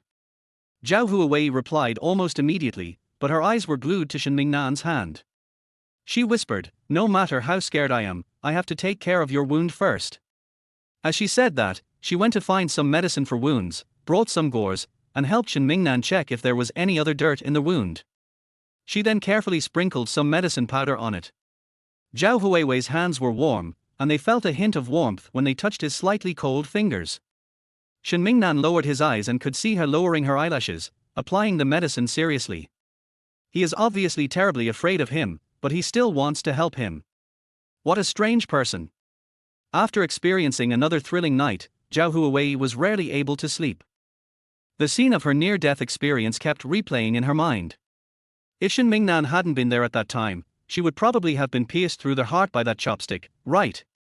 She slowly curled up in the quilt, put her hand on her chest, and felt the strong heartbeat. She was still alive. In her room, Shen Mingnan felt a burning pain in his lungs with every breath, and also felt a toothache. He turned over the medicine bottle that Yang Yuan had sent him, and there was only one pill left in it. After swallowing it, I felt the burning sensation subsided a lot. After Yang Yuan and Yu Huai buried the body, they knelt on the ground the whole time. Seeing his master's pale face, Yang Yuan felt guilty and said angrily, Master, you shouldn't have saved her. She was planning to die, and now you have used your inner strength and hurt your heart again. Shen Mingnan closed his eyes tightly. He didn't know why he wanted to save this little village girl who always made him angry. Maybe it was because she had been serving him wholeheartedly during this period of time, which made him feel grateful. Gratitude. Thinking of this, Shen Mingnan sneered at himself. He had no conscience, so he didn't have this thing. However, since the little village girl is so good to him, it is not impossible to let her become his own. He will observe for a while. If Zhao Huiwei can gain his trust, he will let her be his personal maid. When he returns to the capital, he will reluctantly take her with him. After making up his mind, Shen Mingnan suddenly felt relieved and said to them calmly, Keep Zhao Huiwei, don't move. Yang Yuan said rather aggrievedly, Yes. Then Shen Mingnan asked, Are there any more medicines? Yang Yuan was stunned for a moment, and touched his nose embarrassedly, No more. Shen Mingnan frowned. Before he could say anything, Yang Yuan spoke up, Master, it's not that I don't want to give you the medicine. It's just that, the silver we brought is not enough. Shen Mingnan thought of many possibilities. Maybe Yang Yuan was too busy to take care of it, or maybe he was on their way to make the medicine but hadn't finished it yet. He never thought that he had no money to buy the medicine. What about his bathtub? When Shen Mingnan thought of this, his face darkened. Where is the money I usually give you? Yang Yuan looked aggrieved. The medicine you take is bought by your subordinates with their own money. And, you haven't paid us monthly wages for 3 months. Chapter 28. Don't worry, you won't die. The scene was very quiet, even Yu Huai couldn't help but push him, signaling Yang Yuan to stop talking. Yang Yuan was a straightforward person. Seeing Yu Huai harassing him, he couldn't help but get angry. Why do you keep picking on me? I'm telling you the truth. My master isn't very rich. Shen Mingnan. What should I do if I feel insulted? He felt that his internal injuries were even worse because he was so angry. Shen Mingnan had a cold face and looked very serious. You guys can leave first. We will discuss the money later. After Yang Yuan and the other two left, Shen Mingnan lifted the quilt and lay down to cover himself. He should just go to sleep first. Problems like lack of money shouldn't be his concern. The next morning, Zhao Huiwei woke up early because she was very worried about Shen Mingnan's injuries. She pushed the door of the inner room and found it was not closed tightly. After struggling for a while, she decided to follow her heart and sneak in to take a look. The light in the room was not very bright, and Zhao Huiwei could vaguely see a bulge on the bed. She walked carefully to his bedside and looked down to see his peaceful sleeping face. The sleeping Shen Mingnan's eyebrows and eyes were soft, not as sharp as when he was awake. Moreover, this person really didn't move at all when he slept, as if he wasn't even breathing. Thinking of this, Zhao Huiwei's face turned pale again. After hesitating for a long time, Zhao Huiwei stretched out a trembling finger to the nostril of Shen Mingnan, feeling the warm breath, and then she breathed a sigh of relief. Fortunately, I am still alive. Just as she was about to pull her hand back, a warm hand suddenly grabbed her wrist. Zhao Huiwei was so scared that she covered her mouth with her other hand and her whole body shuddered, looking at the owner of the hand, Shen Mingnan, in horror. His eyes were cold and his handsome face was full of annoyance. Zhao Huiwei felt like she was in a large-scale social death scene. She was like a criminal who sneaked around an attempted assassination but failed, but was caught. What are you doing here? Shen Mingnan held her wrist, propped himself up and half leaned against the head of the bed, and asked in a cold voice. Zhao Huiwei was speechless. She couldn't just say, I just want to see whether you are dead or not. Master, I was just too worried about you. Zhao Huiwei said, her eyes red again, with a look of grievance, I was worried about your injury and didn't sleep well all night. I wanted to come and see you in the morning. Shen Mingnan looked at her for a few seconds before slowly letting go of her hand. He said unhappily, don't worry, you won't die. Zhao Huiwei. Why does your tone sound so annoying? Then I feel relieved. Please have a good rest, young master. After saying this, he walked out. When I looked at the wrist, I saw a red circle, which showed how strong the force was. A dog man is a dog man, and even if he saves her, it won't change the fact that he is a dog. Zhao Huiwei understood clearly that Shen Mingnan's old injury relapsed because of saving her, so she could only do her best to heal him.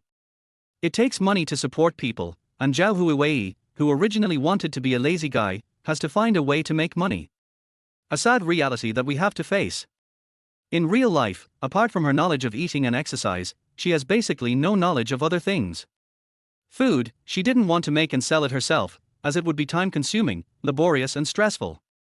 She had to find a way to make money while sitting at home.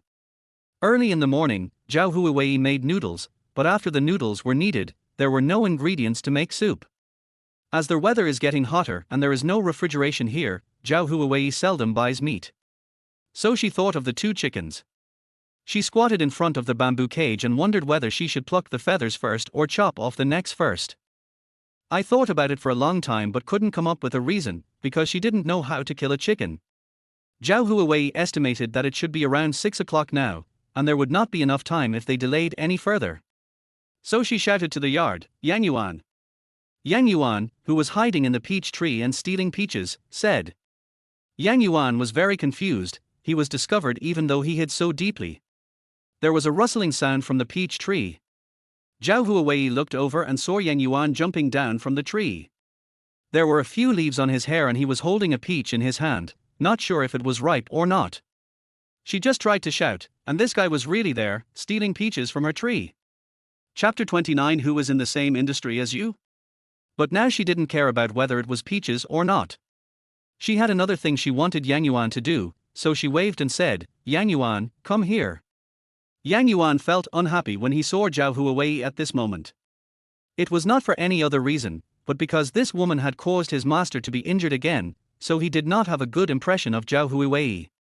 Seeing her calling him over, he said unhappily, just stand here and talk, what's the matter?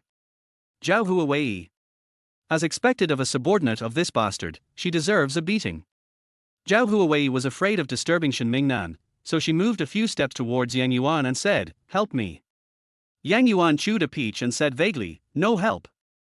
Zhao Huiwei looked at the chicken in the cage and said again, "For the sake of our fellow colleagues, please help me kill this chicken." Yang Yuan? When did he become her colleague? So he asked, "Who is your colleague? Please recognize your identity." Zhao Huiwei had a look on her face that said, "Stop messing around," with disapproval in her eyes. "We are all here to serve the master, so why should we distinguish between high and low?" He was speechless. Seeing that he remained silent, Zhao Huiwei continued, "When it's ready, I'll make you a bowl of noodles." Yang Yuan paused while chewing the peach and asked uncertainly, "Really?" Oh, Zhao Huiwei saw through his essence and saw his true nature. He was just a freeloader. So he said speechlessly, "Am I still lying to you?" Yang Yuan finished the peach in 2 bites and said, "Okay." As he was about to pick up the chicken, he took the time to look back and give his feedback on his experience of eating peaches. "Your peaches are really astringent, they make my teeth sour. You've gnawed it till only the core is left." Zhao Huiwei was too lazy to pay attention to him.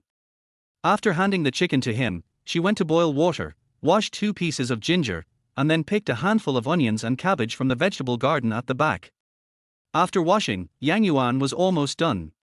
The chicken feathers were plucked cleanly and the chicken blood was placed in a porcelain bowl on the stove. Zhao Huiwei was very satisfied. She put the chicken on the chopping board and cut it into small pieces. She directly discarded the chicken head and chicken butt. Then boil some hot water in a pot and pour the chicken into blanch it. After the blood foam is almost cooked out, take out the chicken and rinse it with cold water. Zhao Huiwei prepared a clean porcelain pot, put the chicken in it, added ginger and scallions, and finally sprinkled some seasonings in it. Pour water to a certain level, put the porcelain pot on the fire and stew it, and it will be almost done when the time comes. After finishing her work, Zhao Huiwei boiled medicine for Shen Mingnan on the small stove. The medicine was only enough for today, and she would go to the town to buy more tomorrow. Yang Yuan stood aside and watched Zhao Huiwei, who was busy like a top. His dissatisfaction with her subsided a lot. No matter what, she was taking care of her master sincerely. It seemed that he shouldn't take his anger out on her because of Yu Zhu. After the chicken had been stewed for half an hour, Zhao Huiwei opened the lid and the fragrance instantly filled the air. Yang Yuan was even worse. He squatted beside the chicken like a pug.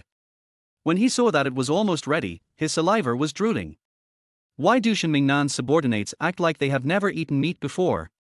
Zhao Huiwei cooked the noodles in hot water, and after they were cooked, she placed them in a large bowl, added freshly cooked chicken soup, a few pieces of chicken, blanched some cabbage, sprinkled with chopped green onions, and poured hot oil on them. The fragrant noodles were ready. Considering Shen Mingnan's physical condition, she did not add any spicy food to his dish, but she and Yang Yuan added chili sauce that had been prepared in advance. Zhao Huiwei placed Shen Mingnan's portion on the table in the main room, then knocked on the door gently, asking him to come for breakfast.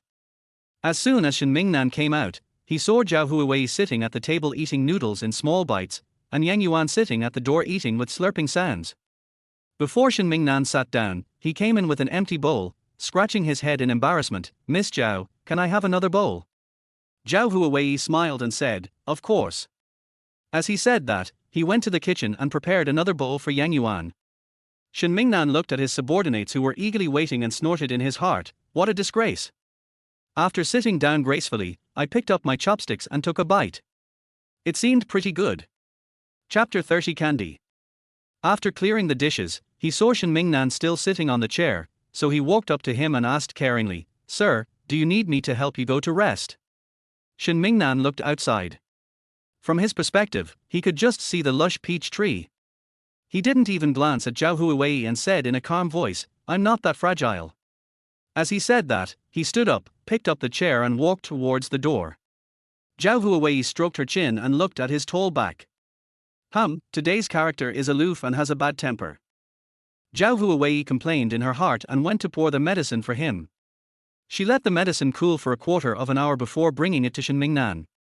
Just like before, when he saw the medicine he acted like he saw an enemy, with a look of deep resentment and bitterness on his face, but he no longer pestered her for a long time before getting her to drink it. Although he was not happy this time, he took it and drank it. Zhao Huiwei raised her eyebrows slightly, with a look of relief on her face, as if her naughty child had finally grown up. She smiled with her eyebrows curved. "Sir, wait a minute, I'll get you some sweet maltose." Shen Mingnan had a sullen face and said nothing. Yang Yuan on the side sighed in his heart, thinking that the amount of medicine his master took in the capital might not be as much as in this small Luohua village. Seeing Shen Mingnan's eyes looking at him, Yang Yuan immediately pretended to be looking at the scenery. He knew nothing. How many people are left after they sent us these days? Seeing that the matter was being discussed, Yang Yuan thought for a while before saying, the 3 waves sent by Master Shen were all wiped out. The last wave of the 3 waves sent by the Crown Prince is estimated to have 12 people. We can't find any trace of them at the moment. Shen Mingnan nodded to show that he understood, and looked into the distance. There were vast mountains and flying birds. This was a peaceful and suitable place to live. After Yang Yuan reported the situation, he found a secluded place to hide out.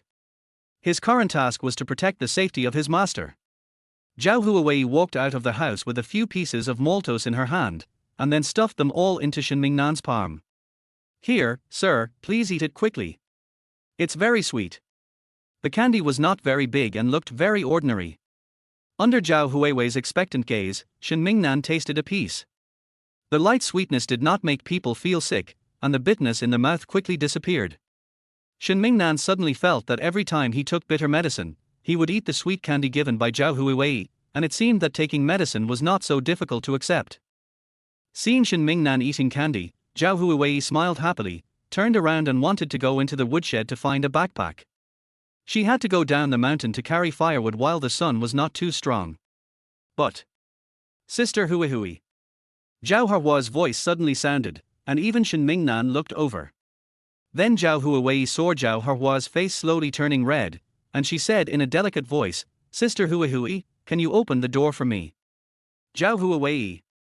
She glanced at Shen Mingnan and saw that he had a calm expression. Shen Mingnan's dark eyes turned, and they were full of sparkling light. "Why are you looking at me, benefactor? You have guests coming." Well, he didn't react at all, so why should she bother to help him ward off bad luck in love? Besides, she didn't want Zhao Huiwei to be involved with this big villain in the first place, so as to avoid hurting innocent people. Now it seems that this is no longer a problem she can stop, so let it go. Zhao Huiwei smiled and generously opened the door to welcome the person in. "Sister Huiwei, why are you here again today?" Zhao Huiwei blushed, holding a small basket in her hand. "These are the dried mushrooms from my home. I'll send some for you to try." Then, as if she had just noticed Shen Mingnan, she bowed shyly and said, "My little girl Zhao Huiwei, nice to meet you, brother Shen." When I raised my head again, I saw Shen Mingnan's pair of black eyes that seemed to contain a smile, which could make people unconsciously indulge in them. As they got closer, Zhao Huiwei was more and more impressed by Shen Mingnan's unparalleled handsomeness and his face like a jade crown. The noble temperament that emanates from her body is unmatched by ordinary people. She heard that Shen Mingnan did not belong here and seemed to be from somewhere else. She didn't know where exactly, but this was an opportunity for wealth and glory. Chapter 31. You have to take good care of him. Zhao Huiwei saw that Shen Mingnan was not interested and acted in a very aloof manner. On the contrary, it was his indifferent attitude that made Zhao Huiwei admire him even more. He was completely different from those big and strong guys in the village. He would not blush when he saw her like those villagers, and he would even stammer when speaking to her, which was annoying. Zhao Huiwei wanted to talk to Shen Mingnan, and with sincerity in her eyes, "Brother Shen, are you feeling better?" Shen Mingnan didn't want to pay attention to her. She was even more annoying than Zhao Huiwei. He didn't want to cause trouble, so he just replied calmly, "Thank you for your concern, Miss Huiwei. Shen is fine now." Zhao Huiwei's face was still red, and she seemed relieved when she heard that. "That's good. Brother Shen, I have some herbs that are specially used to treat injuries. I'll go get some for you." Zhao Huiwei's eyelids twitched, and she clearly noticed a hint of impatience between Shen Mingnan's eyebrows. She quickly picked up the large backpack and walked out with Zhao Huiwei. "Didn't Sister Huiwei say yesterday that you would accompany me to the mountains to dig wild vegetables today?" "I'm ready, let's go." Only after half pushing and half pulling Zhao Huiwei outside and then closing the door heavily did Zhao Huiwei breathe a sigh of relief. As soon as she looked up, she saw Zhao Huiwei's angry eyes. She shook off Zhao Huiwei's hand and said, "Why did you push me out? I haven't finished talking yet." Zhao Huiwei laughed and said, let's talk about it next time. I still have to go up the mountain to collect firewood. Zhao Huiwei agreed when she thought about it. It was indeed not easy for a woman like her to stay with a man. She was not as shameless as Zhao Huiwei. Then he nodded in agreement. Okay, Brother Shen is living in your house now, you have to take good care of him for me. Zhao Huiwei, how can you make yourself look like a mistress when you haven't even started yet? Zhao Huiwei really had no desire to continue talking to this person, so she turned around and left without bothering to pay attention to her. Hey, I'm talking to you. The only thing that responded to her was Zhao Huiwei's back that was getting farther and farther away. This really pissed off Zhao Huiwei. She was the youngest daughter of the village chief, and had been spoiled since she was a child. Everyone in the village praised her when they saw her. She had never been turned down by anyone. She was indeed an orphan without a father or a mother, and she had no upbringing. Zhao Huiwei felt much more balanced after thinking this. There was no need for her to get acquainted with an orphan and lower her status. It was not until they reached the open mountains that Zhao Huiwei's nauseous mood, which felt like she had swallowed a fly, felt much better. She didn't know where Zhao Huiwei got her confidence from, as if Shen Mingnan would definitely fall in love with her. Even if the heroine of the original book didn't exist, the person Shen Mingnan liked couldn't be an ordinary girl like Zhao Huiwei. She must stay away from her in the future, and she must return everything she gave her. There are many trees on the mountain, and a lot of dry firewood has fallen to the ground due to the wind. Zhao Huiwei bent down to pick up the things for a while and then she felt dizzy. The physical condition of this body is too poor. She needs to improve it slowly, otherwise if the situation that night happens again, she will have no room to hide. Thinking of this, she encouraged herself, ignored her physical fatigue, and continued picking up dead branches. It was not until the sun gradually grew higher that Zhao Huiwei found a shady place to rest. Then she looked at the spoils she had picked up, a large basket full of them, and nodded with a sense of accomplishment. Then she considered whether she could carry the bag or not. She was so excited while picking up the bags that she exceeded the limit. But she was reluctant to let Zhao Huiwei throw some away. After resting enough, Zhao Huiwei stood up and tried to lift it, but she couldn't lift it. Then he squatted down and tried to carry it on his back, and almost knocked over the whole basket of firewood. It seemed like she had to rest on the mountain tonight. Just when Zhao Huiwei was looking worried. Sister Huiwei. Ha! Someone called her. Zhao Huiwei turned around and saw a tall, dark-skinned man holding 3 rabbits in his hands. The man's name is Hu Qiang, and he is also a villager of Luohua village. At the same time, he is also a hunter who is good at hunting for a living. He is the only one at home with his old mother. He is a warm-hearted and filial person, but his mother has been ill for many years, so all the money he earned from hunting is used to treat her illness. Therefore, he is still unmarried at the age of 22. Chapter 32. The world is still full of love. Zhao Huiwei has always had a good impression of people who are filial. Seeing Hu Qiang, he greeted him with a smile. Brother Hu, you just came back from hunting in the mountains. Hu Qiang nodded, raised the 3 rabbits in his hand, and said a little embarrassedly, the harvest these days is not very good. They are just wild rabbits and pheasants, nothing good. Zhao Huiwei waved her hand and said, well, Brother Hu, don't be so modest. Everyone in the village knows that you are the best. Hu Qiang looked at Zhao Huiwei in a daze. In his impression, Zhao Huiwei liked to help others, but was also very shy. Never talked to them much. Looking at Zhao Huiwei again now, I find that she has changed a lot. Not only did she become much more cheerful, but even her usually sallow complexion became fair and tender. Her hair was neatly tied into 2 braids and hung in front of her. Some of her hair was scattered on her forehead, looking fluffy. Her eyes were smiling and the corners of her eyes were slightly raised. It was only at this moment that he seemed to realize how beautiful Zhao Huiwei was. After realizing this, he quickly lowered his head to hide his shyness. He pointed at Zhao Huiwei's basket of firewood and said, Sister Huiwei, let me help you carry it home. Zhao Huiwei hesitated for a moment, isn't this a bit bad? Hu Qiang waved his hand and said with a smile, it's okay, I'll just go down there too. Zhao Huiwei did not insist and quickly thanked him, then I would like to thank Brother Hu. Let me help you carry the rabbit in your hand. Hu Qiang handed the firewood to Zhao Huiwei without saying a word, and walked down the mountain step by step with steady steps, carrying the firewood on his back.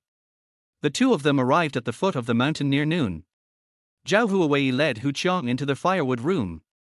After the firewood was stacked, Zhao Huiwei thanked him again. "Thank you for your hard work, brother Hu." Hu Qiang wiped the sweat from his forehead and said, "It's okay." Seeing that he was done, Hu Qiang walked into the yard and prepared to go back. Zhao Huiwei handed him his rabbit and said, "Brother Hu, wait a moment."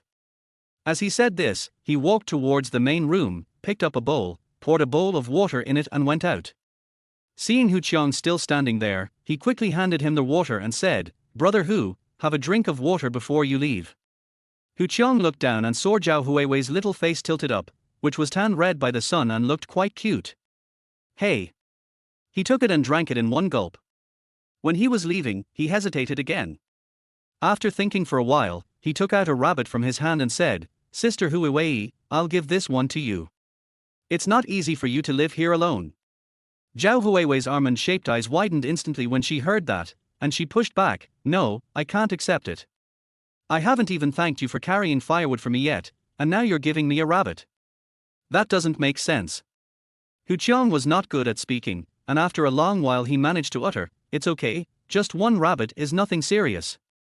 Zhao Huiwei shook her head. "You still have Aunt Chen at home who needs to be taken care of. You can take this rabbit back and give it to Aunt Chen as a supplement. I don't want it anyway." Seeing Zhao Huiwei's insistence, Hu Qiang had no choice but to take the rabbit back. He felt even better about Zhao Huiwei. "Then I'll leave first. If you need anything, come to my house and I'll help you if I can." Zhao Huiwei nodded and watched Hu Qiang leave. She couldn't help sighing in her heart, "Look, what simple and kind villagers they are. The world is still full of love." But the next second she was startled by Shen Mingnan, who was leaning against the door out of nowhere. His face was cold, and he looked at Zhao Huiwei as if he had a knife in his mouth. Zhao Huiwei's heart skipped a beat. No way, no way, she was disturbing him just because she was chatting with someone. "Young master." Zhao Huiwei called out, but he didn't say anything. Then he continued, "I promise to speak more quietly next time, so as not to disturb you." Shen Mingnan hummed after a long while, "Cook, I'm hungry. This guy eats and sleeps and eats every day, living like a pig. The problem is that he hasn't gained any weight yet." At noon, Zhao Huiwei steamed rice, heated up the chicken soup she had made in the morning, mixed some spicy cabbage, and fried eggs, which was her lunch for the day. The weather was hot and Zhao Huiwei had no appetite. She took 2 bites and stopped eating. She really wanted to eat some refreshing cucumber. Chapter 33 Old House. After lunch, Shen Mingnan went back to his room to take a nap. Zhao Huiwei took out a bowl, mixed half of the chicken into it, and prepared to go to the old house. Come to think of it, the original body's grandmother hasn't come to see her since she broke off the engagement last time. Maybe it was because she was mad about her breaking off the engagement or something, so Zhao Huiwei decided to go and see her. When I walked to the door and just closed it, a slightly plump woman came towards me. Hui, where are you going?" The person who came was Zhao Huiwei's second aunt, Zhao Xie. Zhao Huiwei blinked her eyes. She didn't expect her second aunt to come to her place. She answered truthfully, "I'm going to the old house to see grandma." Zhao Xie clapped her hands and said happily, "What a coincidence, I came here just to look for you at the old house." The two had the same destination, so they traveled together. Zhao Huiwei kept asking Zhao Xie about the situation along the way. "Second aunt, how is grandma feeling recently?" Zhao Xie knew that the little girl was frightened, so she deliberately put on a stern face to scare her. "It's not good, it's very bad. Just yesterday Yi Jier made a mistake, and your grandma was so angry that she broke 2 sticks. She knew Yi Jier. He was the youngest son of her aunt Zhao Wu. His name was Zhao Chenyi and he was only 6 years old this year. In Zhao Huiwei's memory, her most precious grandson is this little grandson. Now he was so angry that he not only started fighting, but also broke the stick. Then she. Without Brother Yi's favor, would she be able to come out alive after entering the old house? Zhao Huiwei slowly stopped walking. "Well, second aunt, I won't go. I'll trouble you to bring the things to grandma." Zhao Xie burst out laughing. "Aren't you afraid that your grandma will come to your house and beat you up?" Zhao Huiwei thought about it and felt that Zhao Qianxia could really do such a thing. Although she doted on her grandson, she would not spoil him. If he made a mistake, she would beat him until he cried. Zhao Huiwei wilted, I'm scared. Don't be afraid, I'm just scaring you. Your grandma won't bear to hit you. Zhao Xie comforted. Soon we arrived at the old house. The house is made of blue bricks and tiles and looks very old. It is built like a large courtyard. Zhao Huiwei walked in and found that the yard was very clean. There are 2 fruit trees and a grape trellis planted in the yard. The grapevines are already in bloom and look furry and very beautiful. The hen in the yard was hiding in the shade under a tree with her chicks. 2 children were playing around the grape trellis, and Zhao Huiwei could hear their laughter from outside. Seeing someone coming in, the 2 children stopped what they were doing and rushed over with a smile. Sister, you're here. Zhao Huiwei squatted down, touched their heads, and took out 2 candies from his pocket. This one is for Brother Yi, and this one is for Brother Fan. The 2 children are Zhao Wu's youngest son Zhao Chenyi and Zhao Xie's eldest son Zhao Fan, who are 8 years old this year. Zhao Wu has 2 sons and 1 daughter. The eldest son, Zhao Borui, is a student who just turned 16 this year. He is now studying in a private school in the county. The eldest daughter, Zhao Dingning, is 18 years old this year. She married to a man in a neighboring village last year and now rarely comes back except during the Chinese New Year. So Zhao Huiwei is currently the oldest among this group of children. The 2 children received the candies and said happily, "Thank you, sister." Zhao Xie smiled and drove them away, "Go play somewhere else and don't bother your sister." As he said this, he took Zhao Huiwei into the main hall. The moment Zhao Huiwei walked in, she regretted it. I saw that the first seat was occupied by Zhao Qian, and on the left sat the eldest uncle Zhao Leiwei, who looked very dark and strong, with tough features. Next to him sat his wife Zhao Wu, a woman who looked very gentle. On the right sat the second uncle Zhao Leia, who was also dark and strong, but his facial features looked rather honest, and one could tell at a glance that he was a simple farmer. The second aunt's wife, who had just come in, also sat down leisurely. Why does it look like a trial by 3 judges? What are you doing? Zhao Huiwei asked. Zhao Qian snorted heavily, her wrinkled face full of seriousness. But Zhao Huiwei could not stand this kind of atmosphere. In the past, when she made mistakes, her father would just let her correct them with a smile. But here, she felt as if she was in the scene of interrogation of a prisoner. He said with a stiff upper lip, "Grandma, just tell me what's going on." Seeing the little girl blinking her eyes, Zhao Qian's heart softened at once. Hui, did you know that you have already reached the age of marriage? How could Zhao Huiwei not know? She came of age last year, so she is already 16 this year. Chapter 34. What do you want? Originally, you should have started preparing for marriage after you came of age, but Madame Yarn kept postponing the matter on the grounds that Mr. Yarn had passed the imperial examination. It was pushed back to after the provincial examination in August this year, but now, your marriage has been cancelled because you saved a man. Zhao Huiwei's face turned black when she heard this. Seeing her grandmother's distressed expression, it was not because of the imperial examination, it was obvious that he really didn't want to marry her. Zhao Huiwei couldn't bear to hit the old lady so hard that she could only say, "Grandma, I found the person on the mountain. Since I saw him, there was no way I wouldn't save him. It's still a life after all." Zhao Qianxia understood the truth, but it was difficult for her to accept it. Grandma knows you have good intentions, but even if you really left to save people, the villagers would definitely slander you behind your back even if they don't say anything. It's not right for a little girl like you to live in the same room with a grown man. How are you going to get married in the future if you continue like this? Zhao Qian sighed heavily, and the uncles on both sides nodded in agreement. The eldest uncle Zhao Leiwei spoke up the next second, "Sister Hui, why don't you ask the injured young master to move to the old house, and we will help you take care of him?" "No."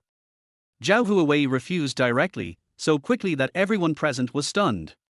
How could she bring disaster to the old house? Isn't that harming people? Second uncle Zhao Leia looked at her strangely, "Are you attracted to that young master?" "What?" Zhao Qian was startled, and her drooping eyes looked at her quickly. Not to mention Zhao Qianxia, even Zhao Huiwei herself was shocked. He quickly shook his head and denied it, "I'm not. I didn't. Don't talk nonsense." The 3 consecutive denials were forceful, and Zhao Huiwei's expression was even more terrified than theirs. "Everyone. If there is no such thing, then there is no such thing. Why are you so frightened?" They all thought that the young master would eat people. Uncle, I really don't want to trouble you. Besides, the young master will leave after he recovers from his injuries. He is also a man of his duty. He will stay in the inner room of my house to recover from his injuries. It is difficult for us to even see him once. Zhao Huiwei almost said that the pure and innocent villain looked down on her. But Zhao Qianxia was still worried, but this will damage your reputation. What if you are introduced to someone in the future and the other person's family minds this? Zhao Qian slapped her knees with both hands, and once again she was filled with grief and indignation. What do you want? Zhao Huiwei, what do you want? Because he is rich. He promised that he would reward her after he recovered and left. She has always held on to this belief. Zhao Huiwei said righteously, there is nothing between me and him.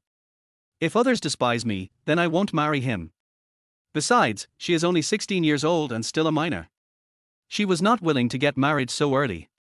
How can a woman not marry? Zhao Qian slapped the table with her hands.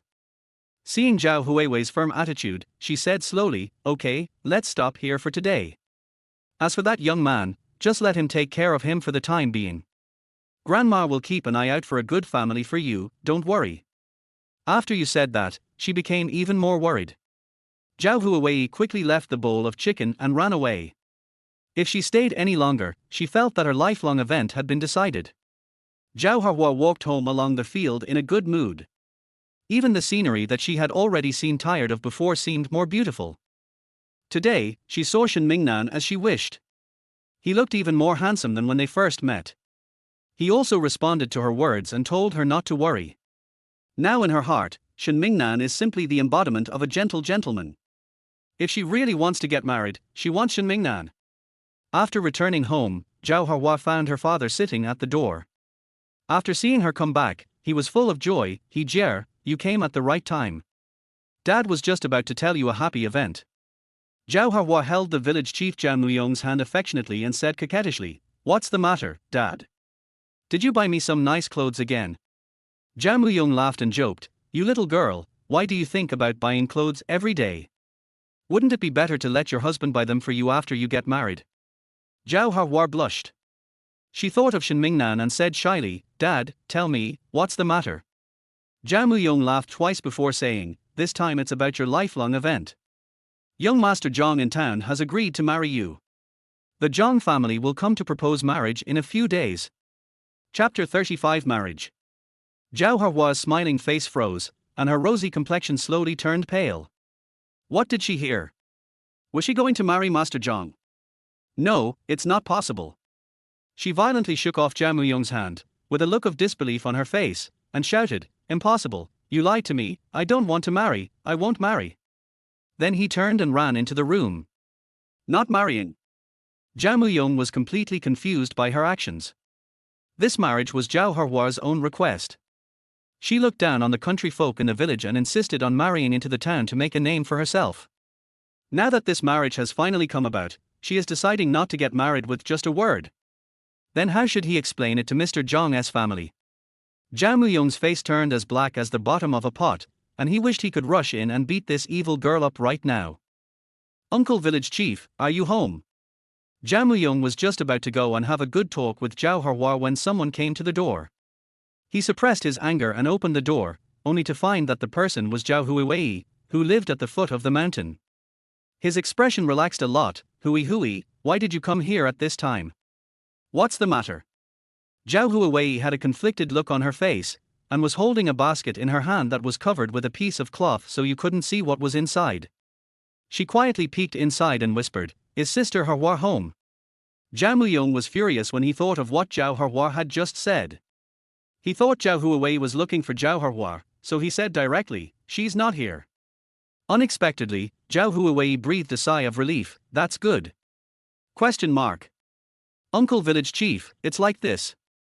Sister Lotus has been sending gifts to my house these past 2 days, and I feel so ashamed to accept them. Oh, right, before she left today, she said she would send me some herbs. When I thought about how Sister Lotus sent me so many things, and how my family is poor and I can't give anything in return, I felt guilty. Please tell Sister Lotus to stop sending me things. And I accepted the things Sister Lotus gave me before. In this basket are some cakes I bought in town. I brought them here for you to try. It's also a thank you to Sister Lotus for taking care of me these past 2 days. After Zhao Huiwei finished her conversation, she left the basket and went away. Zhao Muyong opened it and saw that it really was a few packages of pastries. But why would his Hihua go to deliver something to Zhao Huiwei? These days, Zhao Huiwei came with a basket and said she was going to the mountain to pick wild vegetables. When she came back, there were no wild vegetables and she looked very worried. When he thought of the injured strange young man who was staying at Zhao Huiwei's house, sweat broke out on his forehead. Although everyone knew about Zhao Huiwei's broken engagement that day, and he also heard that Zhao Huiwei saved a young man named Shen, he didn't pay much attention to it. But now, his daughter goes to Zhao Huiwei's house every few days. What else doesn't he understand? I guess it's because my evil daughter has fallen in love with someone else's young master. No wonder she begged to go and see the young master of the Zhang family a few days ago, but regretted it today. Zhao Muyong sneered. Seeing that the other party was about to propose marriage, she had to marry him whether she wanted to or not. Unless the marriage is successful, he will not let Zhao Huiwei go out. Zhao Huiwei was walking home in a good mood. How could she not know that Zhao Huiwei was at home? Not only did she know she was there, she also wanted her to listen to every word she said. She was not afraid that Zhao Huiwei would take revenge on her. She had caused so much trouble since she was a child that she was not afraid. Along the way, she met uncles, aunts and uncles who were surveying their own fields. Zhao Huiwei greeted them in a friendly manner, and when she was tired, she went under a tree to seek shade. There were 2 aunts under the tree, one surnamed Li and the other surnamed Wang. They were eating melon seeds, peeling beans and chatting about gossip. Zhao Huiwei listened to some of it in a way that pleased her ears. Aunt Wang said, "Have you heard? Huerpi's mother died." Another Aunt Li exclaimed, "What? When did it happen?" "She was found this morning. It is said that she had been dead for several days. When Sun Ernyang passed by his door today, she smelled a foul odor. When she went in and knocked on the door, she found that it was not closed. Huerpi's mother was dead on the ground with a big hole on her forehead." Aunt Li sighed, "What a sin. What's going on? Can that Huerpi come back to collect his mother's body?" Aunt Wang's face is full of disdain when it comes to Huerpi. He is over 30 years old and still a bachelor. He steals and does not work all day long. He is good at eating, drinking, whoring and gambling. Most importantly, he is a scoundrel. Chapter 36. Sir, do you feel okay? He stole money from somewhere every day and spent it on drinking and partying in the town. Aunt Wang looked disgusted. Yes, of course he wouldn't. But it was his cousin who brought him back from Zui Xiangyuan in town. It's really pitiful for Aunt Ju. She worked hard all her life, but ended up like this in her old age. Aunt Li sighed and changed the topic to something else, such as who gave birth to a fat boy, whose daughter married whose family had a wedding, etc. Zhao Huiwei gave an affirmative thumbs up in her heart. She was worthy of being the mainstay of the village gossip source. Wherever the aunt was, she would never let people down.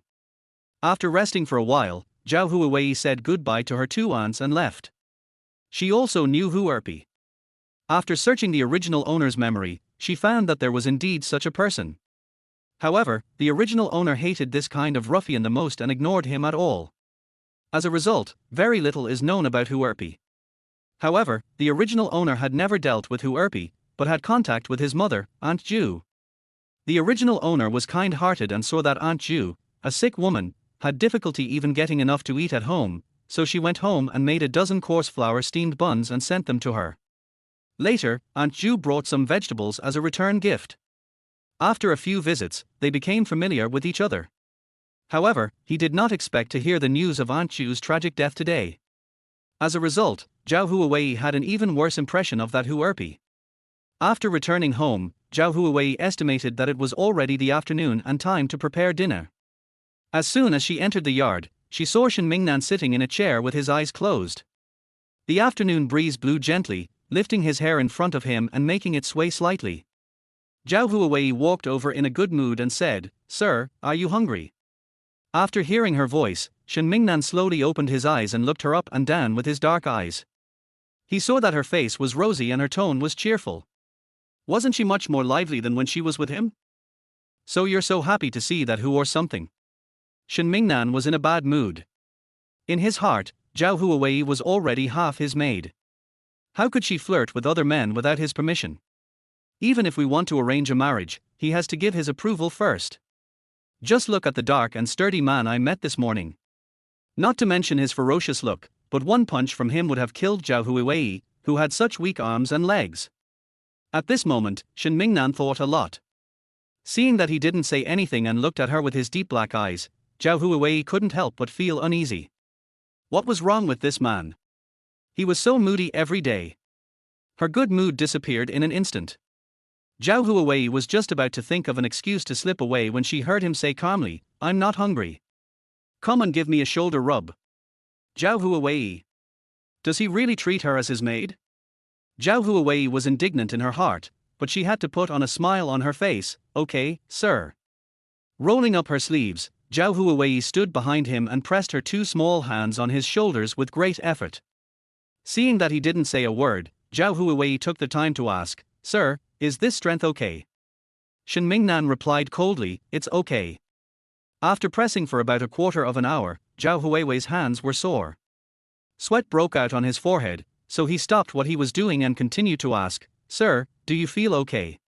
Shen Mingnan turned his head and saw her soft little hand on his shoulder. The constant heat from her palm was transferred to his body through his clothes.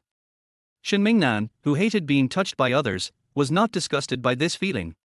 He didn't know when he stopped hating Zhao Huiwei's approach. Continue. Grass. Zhao Huiwei's face turned red from holding back the pressure, and she involuntarily increased the strength in her hands. She kept pressing like this for another quarter of an hour before Shen Mingnan let her go as if he was doing her a favor. Before leaving, she kindly gave Zhao Huiwei some advice. "I think you are too weak and should do more physical exercise." Zhao Huiwei, who had used up all her breast strength, said, "Okay, she will go and pick up all her martial arts skills again, and she is determined to train herself into a strong Barbie doll who can send you packing with one punch." Zhao Huiwei gave an awkward but polite smile. "You are right, sir." Chapter 37, The Cat Cries the Rat, False Mercy. When cooking dinner, Zhao Huiwei's hands were shaking. She suddenly felt very sympathetic towards Yang Yuan and the others. It must be very hard to follow such a master. After dinner, Zhao Huiwei brought medicine to Shen Mingnan and went to boil water for a bath. When boiling water, Zhao Huiwei thought of Shen Mingnan. He said he would pay for a new bucket, but where is the bucket now? When I went to call Shen Mingnan to take a bath, he didn't say anything but strode towards the bathroom. Zhao Huiwei didn't dare to ask him, so she could only say, "Sir, the water temperature has been adjusted for you. When you take a bath, you must pay attention to the wound on your hand and don't let it get wet." Her subconscious meaning, the bucket is still the same one from yesterday, it has been changed.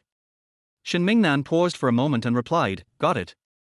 After Zhao Huiwei finished washing, she tidied the room and got into the thin quilt. She was wondering whether to go to town or the county tomorrow.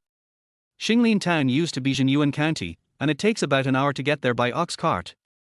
As for her memory of the county, the original owner had only been there once, when her father took her there when he was still alive. Although the town is lively, it is far less prosperous than the county. If Zhao Huiwei wants to find business opportunities, she has to go to the county town to investigate. After making a rough plan in my mind, I closed my eyes and fell asleep. The next morning, Zhao Huiwei made several pancakes with white flour, steamed several buns with chicken and pickled vegetable fillings, and cooked thick white porridge. She called Yang Yuan to eat together, and told him that she might not be back at noon, and asked him to take care of his master's lunch. Zhao Huiwei made a lot of breakfast, enough for them to have lunch. Seeing that Yang Yuan was eating pancakes and had no time to reply to her, but just nodded continuously, Zhao Huiwei was speechless. He took 2 pancakes and went to the village entrance to take old Liu's car. As soon as Zhao Huiwei reached the entrance of the village, she heard crying and shouting from behind. When I turned around, I saw 4 men carrying a coffin towards the back of the hill. Next to the coffin was a man with a pointed face and monkey cheeks. He was hunched over, his face was covered with snot and tears. He cried out, "Oh my God, why did you leave like this? I haven't done my best to show my filial piety to you yet. What will I do when you are gone?" The sound of crying and shouting gradually spread to Luohur village, attracting many people to stand at their doorsteps and watch. A whispering sound spread around. "Humph, the cat cries over the rat, it's just fake mercy. When his mother was alive, he never came back to show his filial piety. That's right. This Huiwei came back to pretend to be a good guy. Isn't he afraid that someone will poke his spine? Alas, this person's death is as extinguished as a light. Poor Aunt Ju died without even a decent funeral. She was just carried up the mountain in a thin coffin and buried. All right, stop talking. Aren't you afraid of his revenge if he hears you? If he has the guts, come and do it. I don't believe I can't deal with this thing. Zhao Huiwei listened to people's chaotic discussions, but she had an indescribable feeling in her heart. In this melodramatic novel, except for those necessary characters, those who are like cannon fodder are all mentioned briefly, and their lives are not written in detail. Living at the bottom of society, Zhao Huiwei can feel that they are all alive, their joys and sorrows are real, and this is a real world. Zhao Huiwei shook off the distracting thoughts in her mind, got on old Liu's car and set off for the town. After arriving in the town, she asked old Liu where to take the bus to the county town. When old Liu heard that she was going to the county town, he thought for a moment before saying, "Go to the south entrance of the town. There are horse-drawn carriages and ox-drawn carts going to the county town." When Zhao Huiwei heard that there was a horse-drawn carriage available, she asked about the price. A horse carriage takes about half an hour to get to the county town and costs 3 cents, while an ox cart takes about an hour and costs 2 cents. After saying goodbye to old Liu, Zhao Huiwei headed towards the south entrance of the town and decisively chose to take a horse-drawn carriage. The ox cart was so bumpy that she could hardly hold on. In addition to Zhao Huiwei, there were several young women in the carriage. On their way to the county town, Zhao Huiwei was speechless again. She didn't feel that the horse-drawn carriage was much better than the ox-drawn carriage. It was still just as bumpy. The only good thing is that it can block the dust on the road. Chapter 38. She is just a little cannon fodder. Zhao Huiwei sat in the corner of the carriage with a very low sense of presence. She only found out from the women in the carriage that they were going to the county town to visit her husband who was studying in a private school in the county town. Speaking of private schools, Zhao Huiwei couldn't help but think of Zhao Borui. This boy is 1 month younger than her and can be considered her younger brother. I am studying in the county town now, and I usually don't go home except during the holidays. The carriage shook all the way and finally arrived at the county town. If it continued to shake, Zhao Huiwei couldn't guarantee that she wouldn't vomit immediately. It was not until she stepped on the ground and breathed the fresh air that Zhao Huiwei felt alive again. There were people coming and going all around. Zhao Huiwei looked up and saw the tall and imposing city gate with the words Jinyuan County written on it. Zhao Huiwei followed the crowd and walked in. This place was several times larger than Xinglin town. There was only a straight and flat blue stone road, with houses lined up on both sides of the road.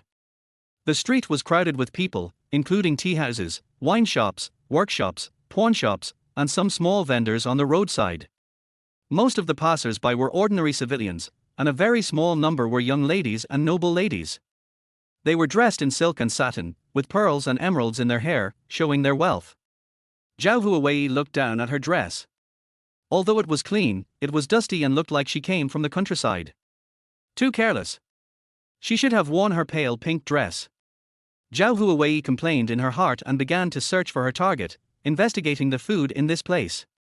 The background of this book is a fictional dynasty called Dian Dynasty, a dynasty with a history of 63 years. The current emperor ascended the throne 18 years ago and changed the reign title to Zhaokang. Under his rule, the Dian dynasty could not be said to be prosperous, but it was not too bad either. It could only be said to be average. Now that a small county town is so lively, Zhao Huiwei guessed that other places should be similar.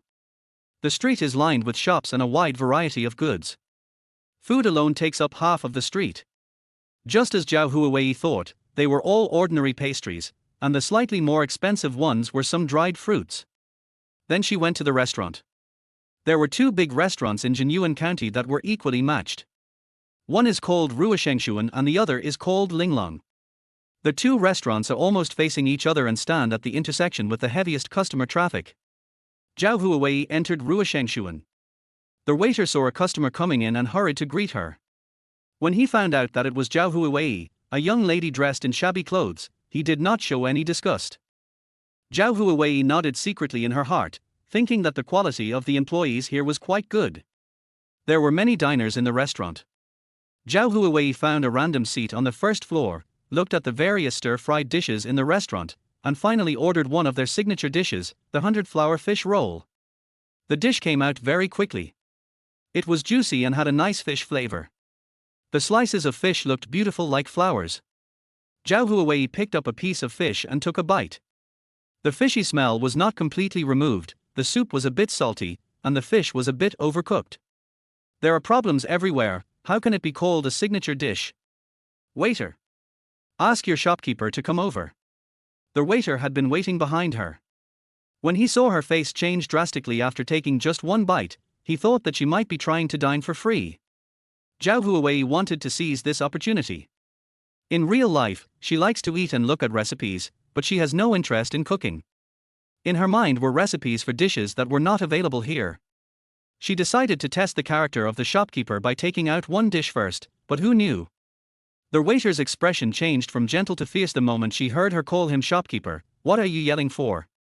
Your food. Before Zhao Huiwei could finish her words, she was pushed by the waiter. The food in my restaurant is great. If you want to dine for free, don't you know whose territory this is? Zhao Huiwei was simply stunned and waved her hands hastily. No, I want to see your shopkeeper. The waiter snorted coldly, you can't just go and see our boss whenever you want. I won't hit you because you're a girl. Leave now, this is really unlucky. The waiter said as he took away the fish and the plate. The diners around were attracted by the commotion here and looked over here. Seeing that a little girl named Zhao Huiwei was accused of eating and dashing, they just smiled and passed it off. Just treat it as a fun event. Zhao Huiwei walked out of Rua Shengshuan depressed. Why was it that the heroines in the novels she read were always the best at everything? Even if they just sold recipes, they would become rich. But she was not even worthy of meeting the shopkeeper, let alone selling recipes. After thinking for a while, she found the answer. She was not the heroine, she was just a cannon fodder.